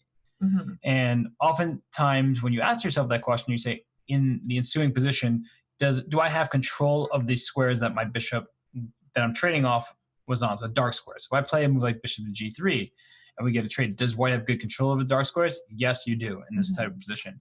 But the worst thing you can have happen is if you have a light square bishop against a knight that has an outpost in a dark square, let's say this knight will score like c3, then it's like, well, why did I trade those bishops? I can't cover my weaknesses. And he plays g3 just to keep more pieces on the board, I guess. That's a great point to remember, because often you just think of the bishop pair as such an advantage that you wouldn't even consider if it's worth it to trade off one of the bishops unless you have to. But in a quiet close-off position like this, it makes sense that it's a plan you should consider. And now that the rooks are off the board, this pawn on b4, okay, it's protected twice by black. Right, and the dark squared bishop could put more pressure on b4, but the dark squared bishop is busy protecting the isolated pawn of its own. Mm-hmm. So I do like the knight e5 move. We're attacking c6, and there's no way to protect the pawn, so black either has to push it or take the knight, which he decided to do, and actually fixed white's pawn structure here. And give the bishops at least more ideas on the queen side. It might not amount to anything.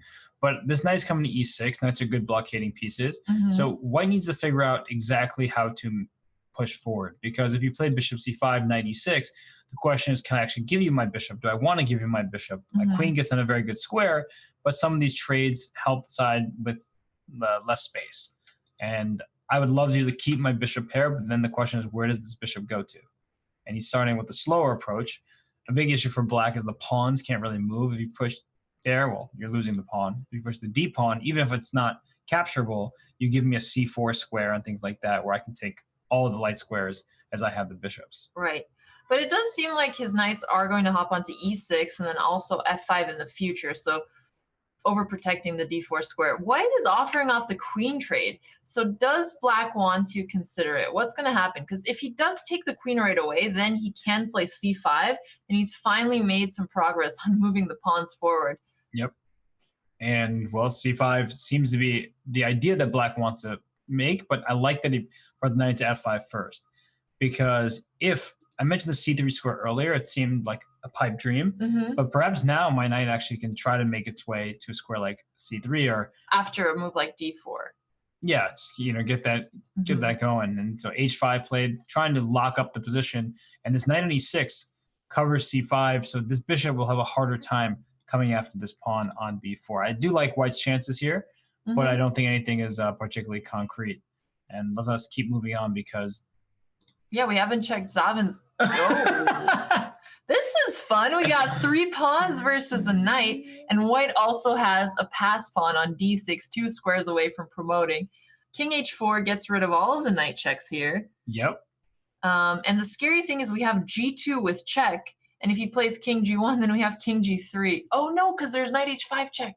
Yep. So this is problem is that I guess here I go h2, but if let's say you do something else with, I don't know, some kind of knight d5, you're absolutely right that the king comes in and here comes a mating net. So knight f6 check. So what's wrong with king h4?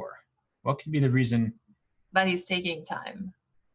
Because it does feel like h2 is, so king here, if you go king g1, don't I just go h2, f2, and your king... Or even king h3 instead of f2, threatening checkmate. The exact mate you were talking about. Yep, that's quicker. So king h4 played, and resignation on the spot. But and you know exactly why white lost this game. Wait, this was this game? Yeah. Oh, g3 happened. So he went for it. He went for your idea, and it didn't work. Oh, it backfired because he was worried about black playing h4. So he went himself, and then black went g5, and then was getting h4. So he went all in, and well, that's the problem when you try to force drawn position. Sometimes you lose. Yep. So a deserving loss, unfortunately, for Zamsar and Sidipov, but that's a good start for the Armenia Eagles. Let us go to Jan Nepomniachtchi. Of course, throughout the day, we will be heavily focused on his games. Right now with the black pieces, he is even on material, but the bishop against a knight. But this knight looks very sturdy on the f6 square. It does look very sturdy, and white is the one with the clumsier kingside pawn position. Yep. But black is the one with the isolated pawn on d5. So there's definitely imbalances in the position. I like that black can play rook b2 very early on. And rook b2, you would love to get a second rook say on a c2 square. Yeah. But that's the good thing about a bishop is even if you get the rooks on the second rank there, the bishop covers g2. Yep. And watch out, don't get checkmated. Don't blunder rook a8 mate. You can't actually push your Although g pawn. it's not mate yet because of rook e8. Oh, true. True. So but don't take we this can't take on soon. f3. Yeah. And now Sean is going to play rook d2 next. So he brought his king out to attack the rook on e3, next rook to d2, covering a lot of the weak squares in this position. And eventually he'll play g4. He'll try to make progress by pushing the g-pawn. The thing about this position is I can't tell which side I would prefer to play because they both have interesting plans here. Yeah. Do you have a preference for either side here? Well, I trust Jan Nepomniachtchi, generally speaking, but you're basing it based on the player here. Yeah, I'm trusting the player on camera that we see, Jan Nepomniachtchi. And well, the issue though is white can just sit with a rook on d2, but like we saw in an earlier game, pawn a3 with a potential rook to b2, the right moment can be frustrating to deal with. So I think that Jan has more winning chances. White trading off the rooks immediately, and now I'm going to change my tune very quickly because actually with this king quickly. Yeah, I mean, if the rooks are traded off, this is much better for white because one, the king is more active, the bishop is better than the knight in this position, and you have the isolated pawn on d5. So he has to wait. He can only play rook d4, but rook d4 doesn't work because of king e3. Oh shoot, he was forced to trade off the rook. That's unfortunate. I really like white's position now. And the king is going to try to run to d4. The black king will, I guess, sit on d6. So neither side is cooperating with what I was suggesting, and the knight comes to c5. The c4. That's just smart because the a3 pawn. And there's no way to protect it, but he'll have to take on a4. But then black will be fast enough to defend his d5 pawn because he'll come up with the king, and his knight will get back just in time. And a very important note, as I've mentioned in previous games, wrong color corner, which is very good, especially as black's about to take this a3 pawn. Shot declined to draw. He probably didn't see it. He probably just made a move. Yeah, okay. You're giving Jan a lot of credit here, which he does deserve, but sometimes you got to play the board, not the player, Hess. Yep. And it's true, you do have to play the board, but you had a loss because somebody didn't play the board so well. That's true. With Sidipov. And actually, speaking of crazy positions, this game looks like it's going to peter out. So I'm going to take our attention to the game between Haik Martirosyan and Boris Savchenko, because those knights are making their way. Black suddenly has a pawn on Making H3. their way downtown towards the king.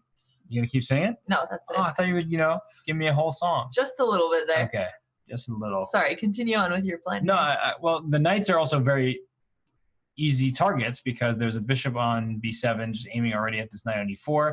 The c5 pawn is one that can be captured next. So has Black actually made progress, or is there some kind of drawing mechanism as well where my knight comes in? I don't know. I don't believe in these things with the bishop being so strong on the diagonal. Right. I mean, we have to remember Black is still the one that should be happy with a draw here with the two knights versus the bishop. So if he does find some type of perpetual, he should go for it. Yeah, because the d3, d2 stuff isn't quick enough. d3, I take d2, and I just come to either. Bishops are so fast at stopping pawns. It's really little bit annoying. Whereas what about Black this? here? What about this pawn? That's just I'd like to see the knight try to stop that pawn. Good luck. Good luck. And I mean, the knight on e4 has to move. It's under attack. Yep. So where is he going? F5 doesn't work because we got en passant, ladies and gentlemen, or you could just, that's probably the best. You're still kicking this knight away and getting to the c5 pawn. Yeah. So what does Black do here? Savchenko is really, look at him. So knight d2 is the best try here, it seems, right? Because at least we have some threats in the future. Yep. So what if I steal your pawn here, and you can't go knight f3 check because there's the bishop. Yeah. And if you go maybe d3 somehow. What about knight e2 and just trying to go for perpetual dreams? No, because you have the g2 square. Sorry, it doesn't work. Yeah, I can probably steal this pawn too, and then bring the king just no way to get a perpetual with the two knights. So knight f2, perhaps coming after this pawn and also supporting this pawn's journey. But what?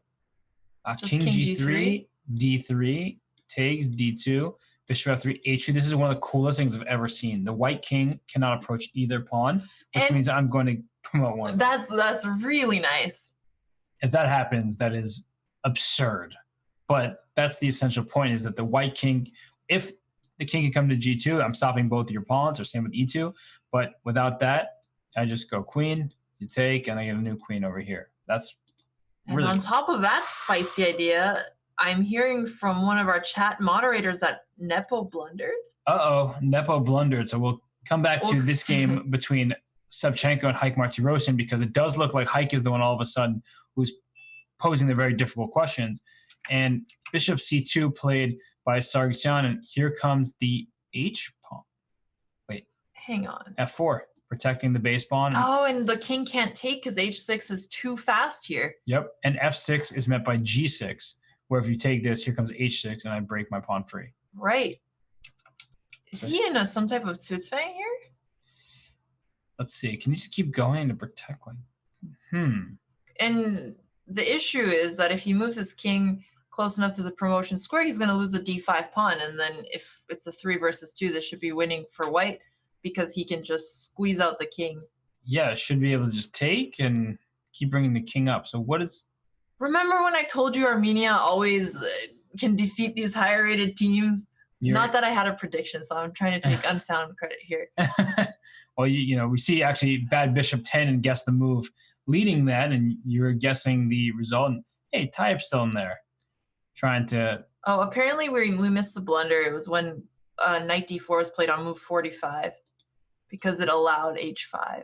Got it. Well, we can come back to that moment. Thanks for letting us know, Greg. We'll review it after, but we can see the finish off here. Wow, so we got a resignation. And it was right here, allowing what h5 was already on the board before knight d4. So I don't know. What could he have done against it? Maybe just bring the king closer. Probably bringing the king closer. But this didn't seem like a blunder as much as... I mean, Sean was just playing it very well. It's a tough endgame. He has 3 minutes on the clock. Yep. So Greg trying to help us and making us more confused. Typical Greg. Typical Greg. Typical Robert to poke him back. Wait. It happened. Oh my gosh. The pawns. Can we rewind? The pawns. Show it again? They made their way. This was I was so set on the idea that Black has to draw, and look at this tactic. That. He checked him here. He can't and then he went take h2, promote. and here again the bishop's overloaded. So now we have a queen against 2 bishops and 2 pawns. So this actually doesn't look that easy to win, unless you're just losing a piece. You're losing a piece right away. That's why it's easy to win. Oh. The king comes to d4. I check you from f2, and I win one of your bishops. Your king comes to here. I check this way. So that's why he just resigned. What a game by Heike Martirosyan. It's still a queen versus 2 pawns and a bishop. So for some people who might think that white still has winning chances there, that's actually pretty easy to block with the queen. Just the queen versus the 2 bishops and the pawn, and the 2 pawns and a bishop, and just win material. Because the bishop can only stay in the light squares, I simply control the dark squares, and my king will help the queen do the rest. Yeah. So a nice win there by Heike Martirosyan. It means that the first round of action is done with, and the Armenia Eagles, they have jumped out to a 3.5 to half lead. This is not a score we would have predicted looking at how tough and close the match was. I can't believe it, which means that I need to go on a break. But before we do, let us remind everybody about the Guess the Move so that everybody can join in.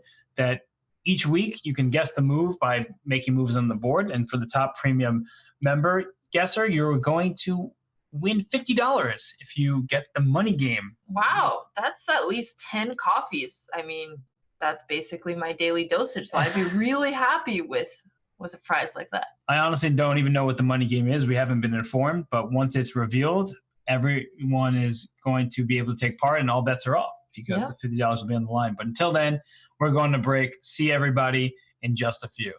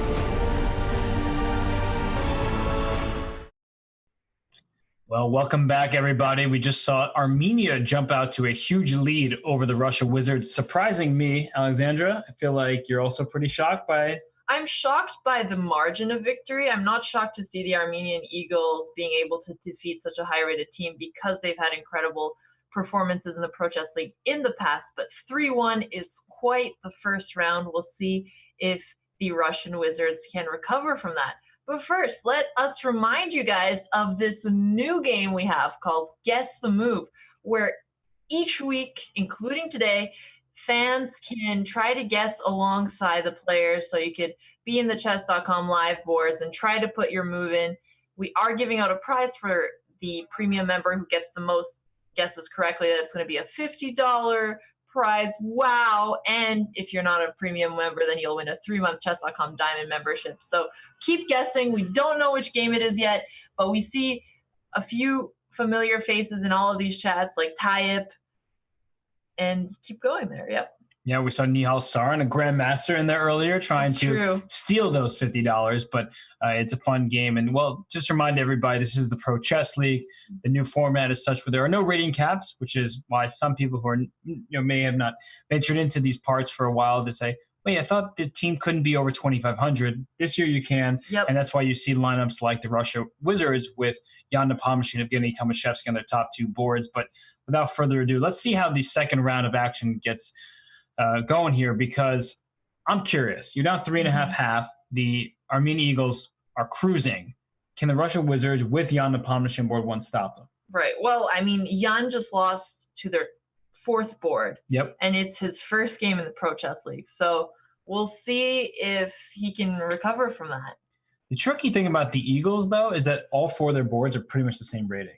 Right. So they're all overperformers. Right. They're all just super good speed chess players. And if you're 2,600 after 2,600, it's not easy for a player like Jan or anybody for that to beat them. And you see that time and time again. And, well, Jan may not be at his board right now, so hopefully he figures that out. But Tigran Petrosian will gladly take a little bit of a time edge. He'll need all the clock he can get. Right. I mean, it's cool that we start the game automatically. It might be unfortunate for some players that are still getting ready, but not too big of a deal. Well, hey, I see that we now have all four boards on the screen, which is nice. We can get an overview of all of the openings going on. Maybe we can hop onto another game that's started.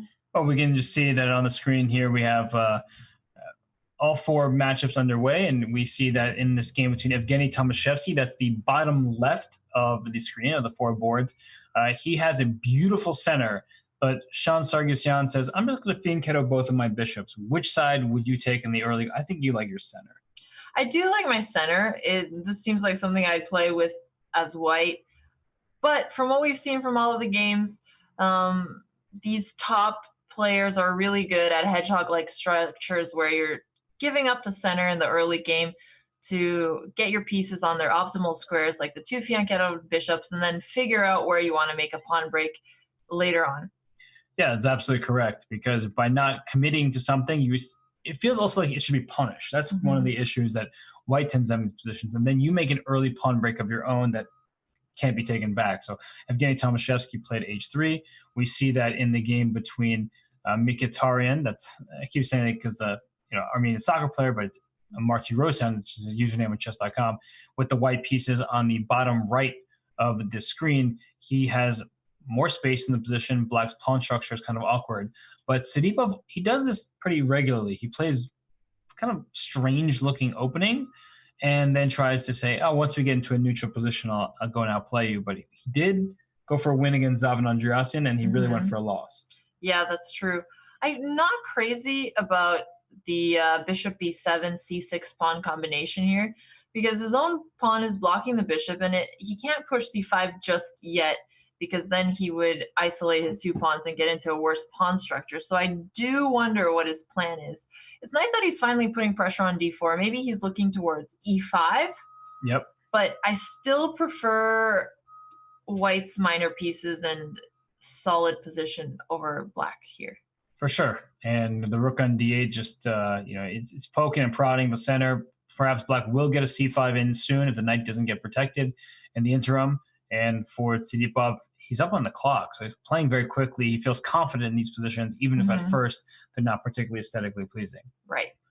So let us go to the game between Zavin Andreassian and Boris Savchenko, because we actually need to analyze this game. So let's dive in deep, because these are theoretical waters where white has a position that is your castle queen side.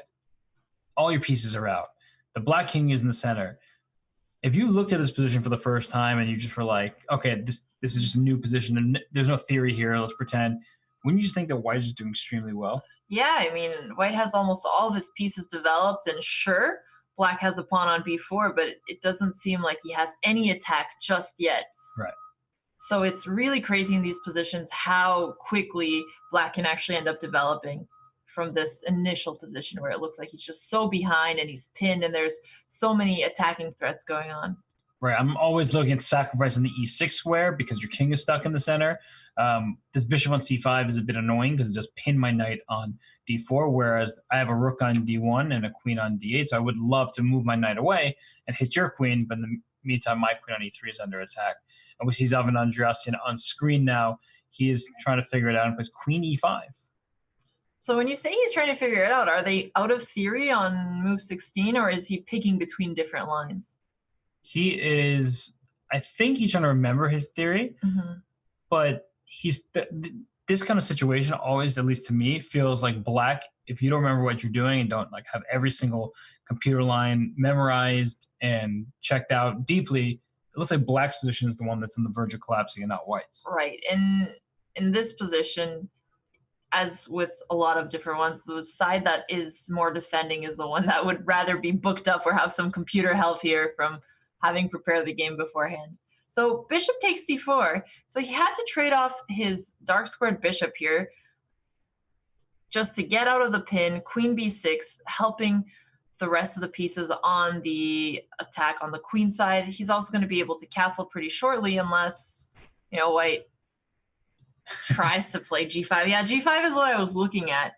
So I guess maybe the castle isn't as safe as I thought. Wait, who's supposed to be attacking here? Yeah, I think white is the one who's just going to be attacking because white just fully developed. And it's hard to attack with one piece or a couple pawns, things like that. Black, at some point, will try to play bishop b7, hit the f3 pawn. That's the big disadvantage of having your pawn in g4 rather than g2, is that your pawn f3 can become weak. But if this black king were ever to castle kingside, I'm already looking at a mating attack. Right. And is rook d6 a threat here, the trying to sacrifice on e6? I mean, they're not my pieces. So. They're not your pieces, so we might as well go for it, right? Like if you played bishop b7, it's white's move. Yeah, white's move. So d6. white can move rook d6 right away. I mean, I really want to sack there for sure. It looks so tempting. Where does this queen go? Is queen b8 trying to pin the rook? It looks dangerous. Yes, and just to point out, queen c7 pins the rook, but unfortunately, it's not a real pin. You're in check. Your queen's under attack. That's a problem. So queen b8 keeps it defended, but now your queen side isn't super happy. I still want to just take it. It seems like it has to work. It's like not my pieces. I'm happy to just give it all a try. And the king comes to f8. And maybe you're safe somehow here with the queen coming to e8 next, but it just feels very, very risky. Very dangerous, yeah. Instead, he goes knight d5. Okay, so knight has to take back. It's the only capture back that works. Yep, and knight comes to c7 or just take on f6 or takes. Bishop takes an f6. A very important move because g7 is hanging. And I wonder if he could have sacked the piece here. Again, not my pieces, so happy to continue sacking things. But the issue is once rook e1 check, there's bishop e6, and the king is looking to run away as quickly as possible. Definitely. So now it's actually white who has two pieces under attack, the bishop and the queen. The black queen's also putting pressure on the rook on d4. So if the white queen retreats, he has to be careful to protect the rook, although there's another piece hanging, the rook on a8. So lots of things to keep in mind as white is calculating here. One crazy line that I'm thinking about is, can I play rook takes b4? Ooh, and give your d5 bishop after queen takes. I'm going to give you a check. Oh, okay. And then I guess you have king f7, which is really annoying, but then I was going to give you a check and try to take your rook on a8 and hope that I stole some material. And the point is after king f8, I still go queen c7. Your rook is in trouble. Otherwise, queen d8 check is coming. It just feels Or very even risky. rook d1 with These kind of ideas coming into the action. The king is very unsafe, and the rook on 8 is under attack. But I don't know if it actually works. Just as the sort of funny sort of tactic, it definitely doesn't work because I take the queen, then take the bishop, blacks up a piece. Right, but it is tempting, and it's one of the lines that Andreasen is likely calculating. Maybe he has already gone through it. Queen h5 check. I really like that, and he did just play it. It seems really simple. Black king has to move, and then he has 2 pieces of attack. Should he just grab the rook on a8 after, or does he have a better move? He can still try rook takes b4 if he wants to at least get an extra pawn. Yeah, if he wants to steal the pawn, he can go for this line, but somehow I'm liking this less and less for reasons I'm not entirely positive, but rook to d8. Now if you move your bishop back, there's queen d2 check, and queen d1 back rank checkmate, which is always something to keep an eye on.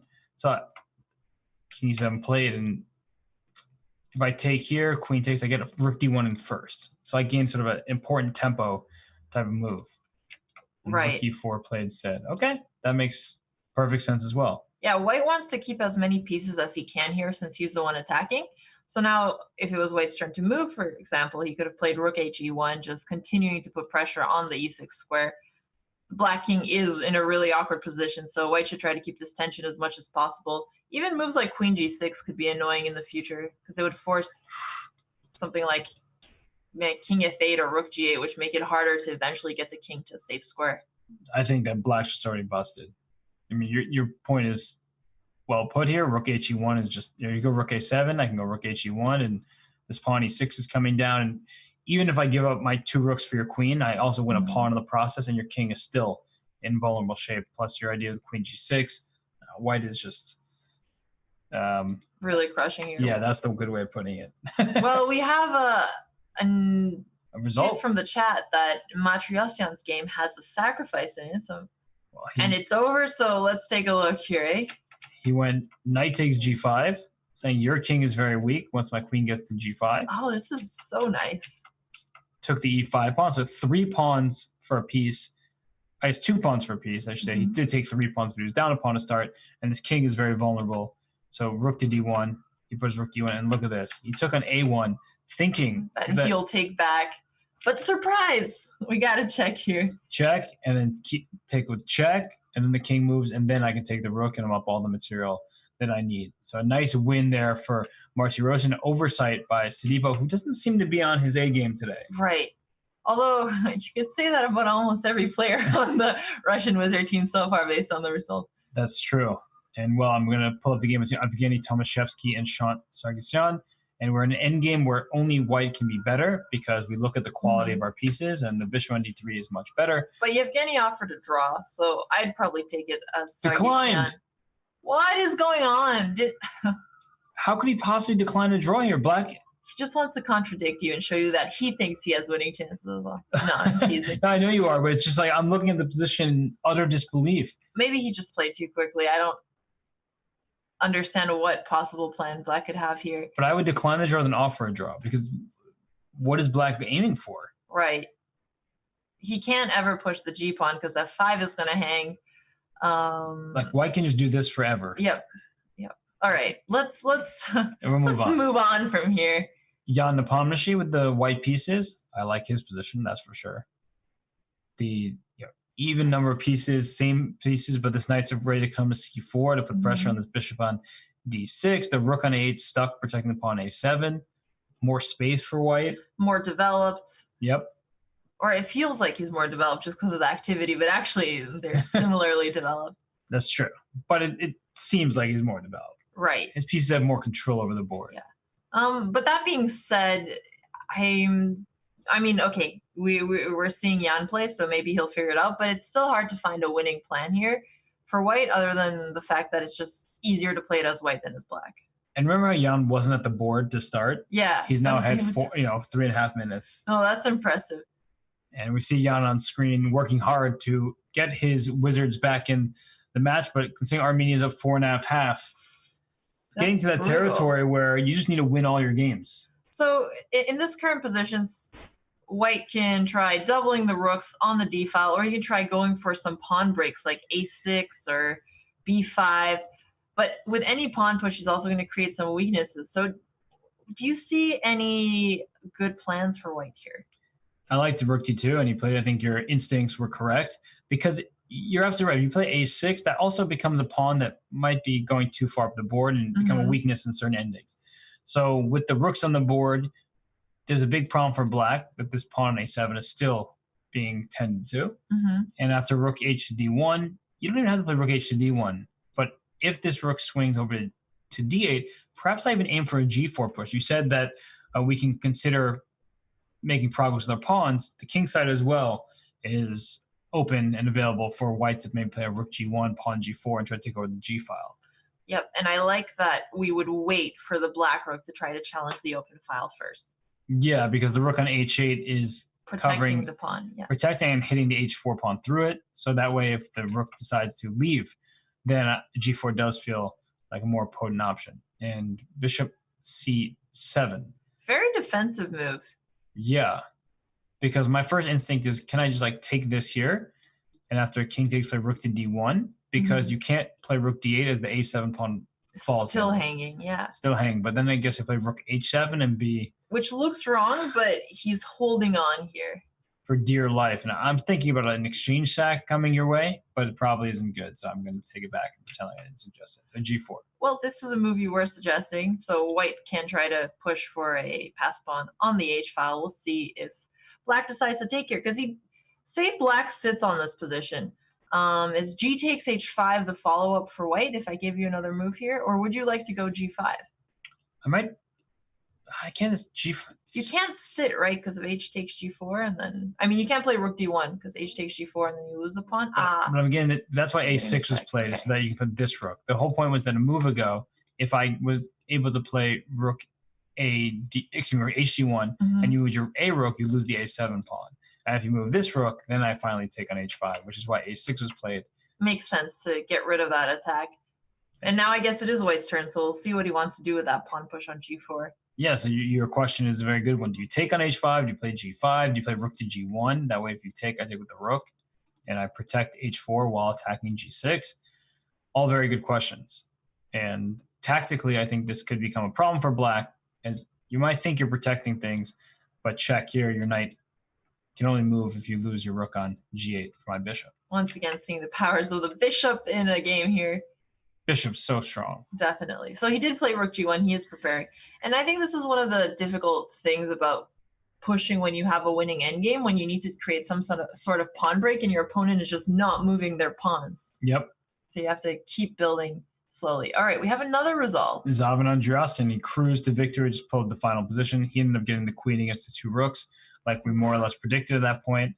And he took on e6 and just crashed through this way by winning the queen and then winning more pawns over here on the queen side. Too many pawns. Very nicely done. So it's 2.5 to half so far for Armenia in this round. After a 3.5. After a 3.5 to half. So Jan should really try to push for the Wizards here, just for their morale even. I don't want to call a match over too soon, but the Russia Wizards just, is it over? It's getting really close. It would be the most epic they're 2.5 ever. points away from winning. It would be so epic if they came back, though. It would. And Jan might be leading the way on this one. So we see that he traded off one rook pair. Do you think that's going to give him better winning chances here as white than having kept the rook pair? I think the time is giving the most winning chance. I wasn't even paying attention to it. No, you're right. But then I saw the milliseconds counting there, and I was like, oh boy. Can I just take on e6 and here it goes. Okay, there we go. And now black's frozen. Yep. And it's actually helpful that he only has one rook, because otherwise black could have defended with something like rook c8 and also held rook h7. Yep. Which I think is the easiest way to win now. So rook h7 goes to the point. I think he'll just sit on the position, because what's black's next move? Resign? No, I'm kidding. But the point is there are no real moves here. Yeah. So, is he going for bishop b6? He might go bishop b6. Now he's just going to steal this pawn. Just taking all his pawns, taking all his time. Yep. He's going to go c5 as like a lot, or not. I thought he was going to go c5 as the last ditch effort, but here rook b6, and all the pawns are weak for black, and this is just Straightforward. They're all falling down. Well, hey, at least black is going to get some back, but not quickly enough because the 8 pawn is coming too quickly to a8. I mean... And we see that Tigre matures in 6 seconds. So rook h7 followed by a6, a7 is pretty straightforward. So he starts with a6. He doesn't even need to move the bishop, funnily enough. He can just play rook h7. Yeah, because if you take, then I go a7, and you can't stop me from promoting. Rook e2, you play king b3. Yeah, so he resigned. Okay. So all this happened. So resignation, Jan Nepomniachtchi wins a game for the Russia Wizards. That brings the score 6-2. Armenia is just dominating this matchup. Yeah. Wow. They are such a strong team, and they're so good at rapid. They really are, and they have good team chemistry. They're always preparing together, playing in the same vicinity, and, well, yeah, I just don't even know what to make of this. So while I try to wrap my head around the demolition that is occurring, we will take another short break, and we'll be back with round 3 to see if the Russia Wizards can bounce back.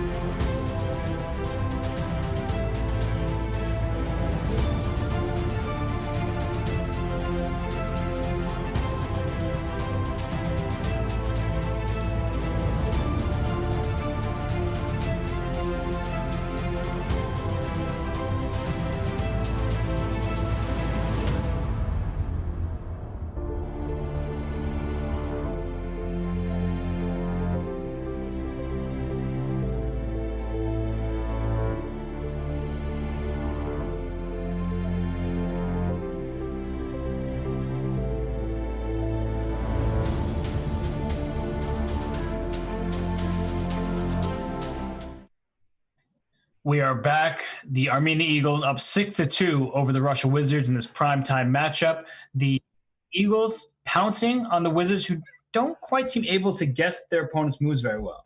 But you know who might be able to guess the moves? You! We have a new game called Guess the Move. You can go to chess.com/live and try to guess what these players are going to move. First, you should do it because it actually helps improve your chess, because you're trying to go through a similar thought process to them. But second, you should do it because there's a $50 cash prize for the top premium member guesser of each division. It's money game. Which one is the money game? Well, you'll find out. We don't know. You don't know. So just keep guessing until the end. I honestly wonder if the money game could have already happened and they're just like waiting to announce it. But we'll see when we get word of it. But for now, we're about to have the third round of action here. The Russia Wizards need to just win. I mean, there's no ifs, ands, or buts about it. They have to recover, but that would be the most epic recovery ever. Yes, and I'm sure Artak Manukyan is celebrating somewhere right now, very thrilled about his team's performance as they are crushing the team from Russia in an unexpected turn of events. When you have Jan Nepomniachtchi, when you have Evgeny Tomashevsky on your top two boards, you don't expect to kind of suffer this fate. Right. And just another side note on Guess the Move, because we do have a question. How are the top players doing on Guess the Move? Well, actually, we have Tape99, who has 1,200 rating. It might be provisional, but the point is, people of all rating ranges have been able to do pretty well in Guess the Move. So if that's holding you back, don't let it be an excuse anymore. Get in there, start guessing. Yep.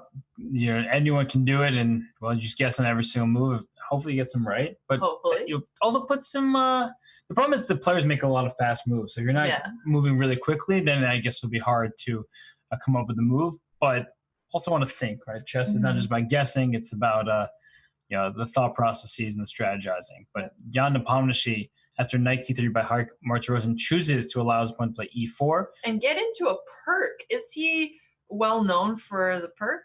No, but these top GMs, they enjoy playing openings like this every now and then. In fact, I think Jan Nepomniachtchi crushed Anish Giri with the black side of this opening. So he does have experience at the highest level playing it.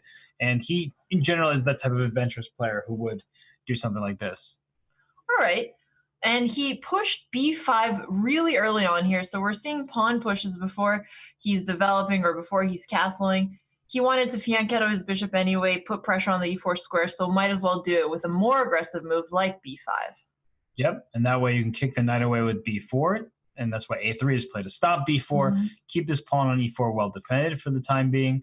And for Jan Nepomniachtchi, you often think about trying to get the c5 push in, but he instead is going for a quieter setup, e6, probably bring this knight to d7. Why is e6 necessary, though? It's not. It's not necessary at all, for sure. There's no piece trying to get onto e7, potentially his queen in the future, but it seems like a very strange move, even though it's part of theory. The one thing it does stop is e5, e6 for white. Okay. So, let's say you do something like this. I go e5, you go knight to 7, I go e6.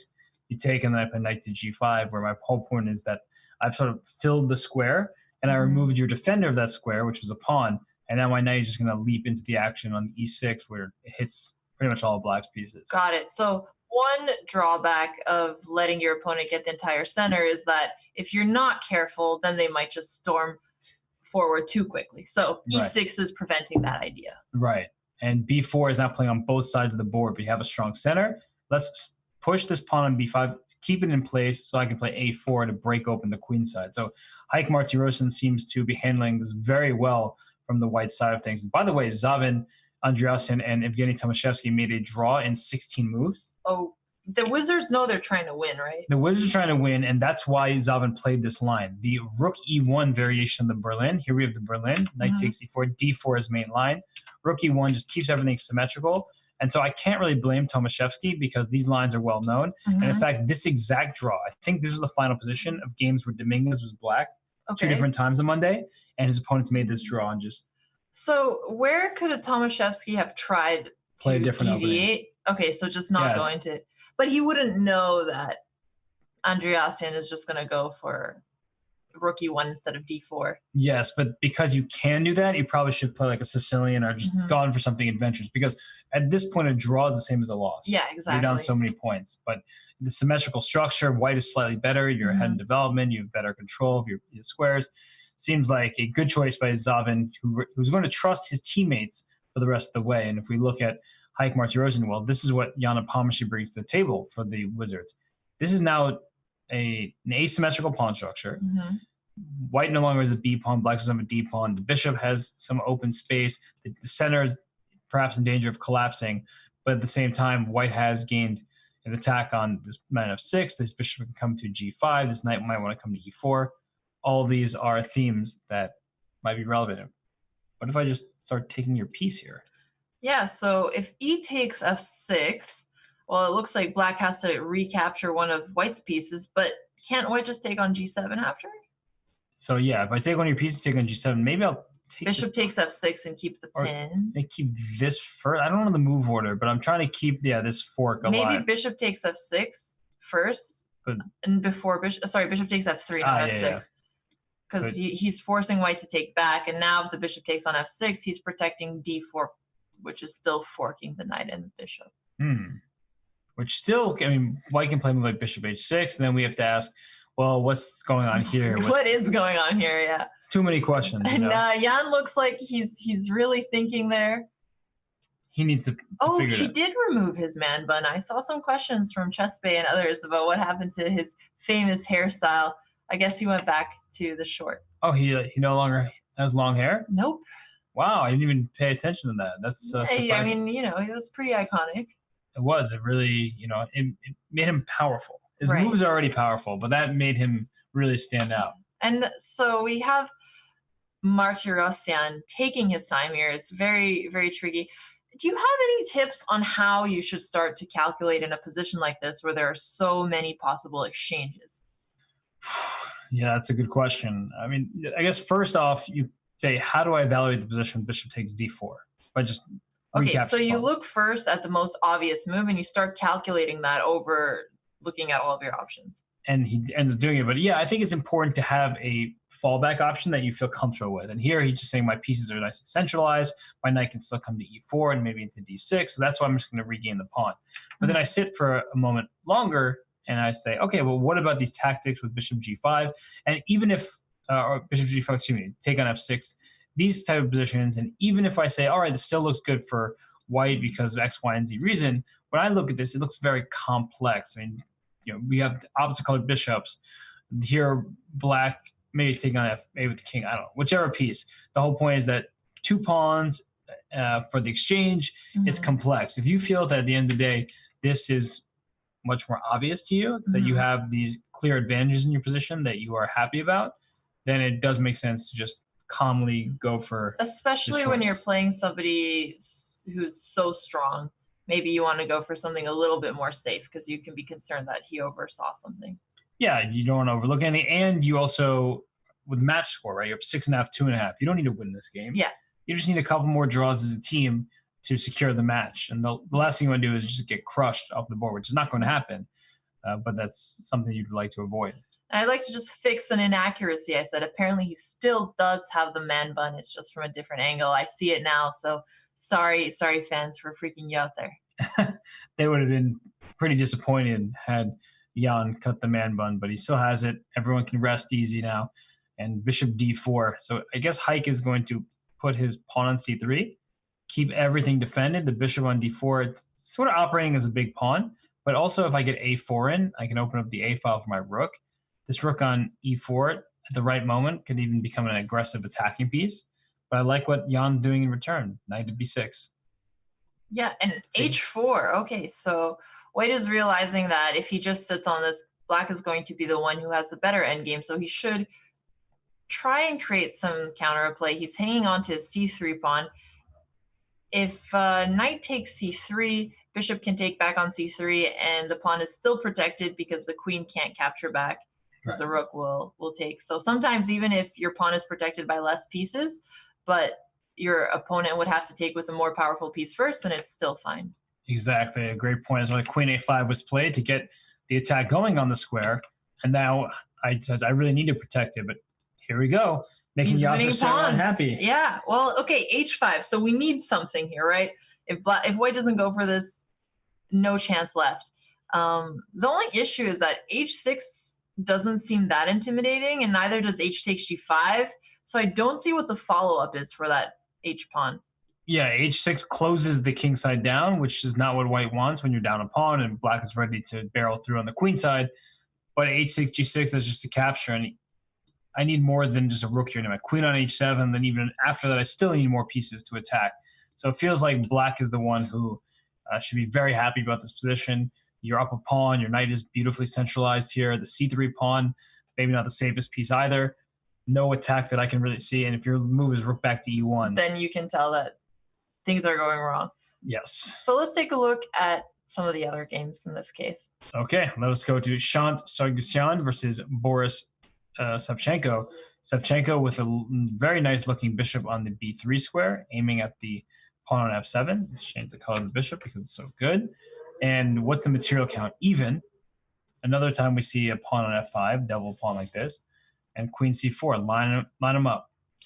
All right. I like that we're lining them up on f7, but that pawn is very well protected. The pawn on e4 is another weakness that black is going to have to take care of in this position. I really wish that white could have gotten his rook on d7. Mm-hmm. Unfortunately, that didn't work earlier because of the knight on f6. So I wonder if an idea like g4 is ever going to work. Unfortunately, h6 pawn is doing a really good job defending, and he wouldn't have been able to follow up with h4 because the g4 pawn would have hung. So somehow the knight on f6 is holding a lot of things together in this position. That's a good thing about the knight. It holds many different squares that need protecting. And here, Shant Sargsyan plays queen c7. Watch out for the g3 pawn. Probably just play king to g2. Step up here. And then I'm wondering if b6 will be played. Just trying to trade off pawns on the queen side. But then c6, that's a big problem with the f7 pawn being so weak. Which also renews your threat of rook to d7 to sacrifice an exchange to get this pawn. So maybe black shouldn't go for b6 then. No, definitely not. So then queen c7 is bishop takes g3. Yep, that's something we have to take care of. White is squashing any potential counterplay. Now I don't know what black's next move is, because the queen on c7, I thought it was trying to help pin this pawn on c5, but we just showed the pawn can safely go to c6. The queen needs to stay protecting the f7 pawn, and white just has more space, more ideas, and this is going to be a very tough defensive task for Shant Sargsyan here. That's fair, but I'm going to flip the question on you. What would white's follow-up be here if it was his turn to move?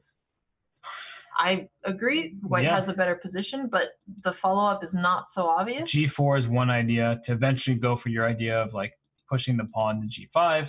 What else can white try to accomplish here? You're trying to improve the pieces, but the d file is totally under black's control, even though there's a white rook on it. Right, and your pieces are already on their optimal squares. Yep, that's true. So you want to get like one more piece in the game somehow. Because rook d2 doesn't seem like it's a very scary move. Maybe he's considering rook a2. Would a rook trade be good for him? If the rook doesn't want to trade, maybe we can get onto a7. Right. If you give me the a file, I'll go and take it. But when rook f8 to allow his queen some flexibility in the position, because now that f7 is safely guarded, perhaps there's even a queen c8 trying to get the f5 pawn. Your idea before rook a2 to a7, if I can get that rook going, there he starts. Yep. On that journey, that seems like a good option as well, just to advance the position. Your rook on d2 is the one piece that wasn't doing too much. Definitely. And honestly, g4, maybe it should have been played earlier, just preemptively defending the pawn on f5, but now he plays it. Still looks so good for white. h5 can't come because of g5. Yep, and then g6 is probably coming after that with pin on the f7 pawn. Yep, so the pawn on g4 is all that's needed to protect the f5 pawn. Bishop b8, that's a nice move. He's repositioning his queen, but also not allowing the white rook to come onto a7. Nice. It's a really cute idea, rook f8 and bishop b8. Black is doing the same thing that white was trying to do here, which is to reposition his pieces onto better squares. So it was rook to a8, and I guess he's trying to meet queen c7 with some kind of king run. But this is somewhat risky. A little dangerous now. Queen h2. The only thing I'd like to mention here is that rook d8, which would be really helpful otherwise, well, there's no way to do that because of the f7 pawn. Although actually maybe you can give up that pawn if this check is more important, like take king h8, and then my next move is check and your king feels risky here. Because black isn't getting checkmated. I mean, bishop takes h6 looks scary, but white doesn't have time to do things like that. So, what I really want to accomplish is if you take on h3, I'm really thinking about sacrificing my queen. I can take on b8. Oh, that's nice. What I'm going for is take here. Your king has to move, and then I take your rook, and I'm trying to go bishop g6, which is mate to your very poor king over here. So that would actually just be devastating. Oh, okay, if this works, it's very impressive. But that's why Sean is not going to play queen takes h3. He needs the queen attached to this bishop, and king h7 is actually a very good starting move because when f7, or if f7, not when, falls, it's not going to be a check. Yep. So your idea of the rook to d8 now makes perfect sense. Yeah, and now it's white's turn to try to figure out something. Can white also do a move that is just preparing for future checks? Well, if he plays, for example, maybe king e2, if white wants to get out of checks himself as well. Yeah, king e2. I guess the reason why I didn't play king e2 to start with is once this pawn falls, perhaps it's like a second check and all the pawns start falling. Should white retreat? Queen f1? Nope, he played king d2. So at least he's not going to get checked by the queen, but he can get checked by the rook now. Adventurous. And now look at black taking all these pawns. Maybe it's just the right time. Yeah. I mean, Shant took down Jan. Is he going to also come back from what looked like a very tricky position for black? Oh my gosh, I love Savchenko's hair. Looks like he's got some type of a mullet. Yeah, like some static electricity just forcing. We got a lot of fun hairstyles on the Russian team. Okay, rook d8. So queen d1 looks like a threat. Yep. Rook d8. He's not worried about the f7 pawn. Bishop takes, and then bishop g6.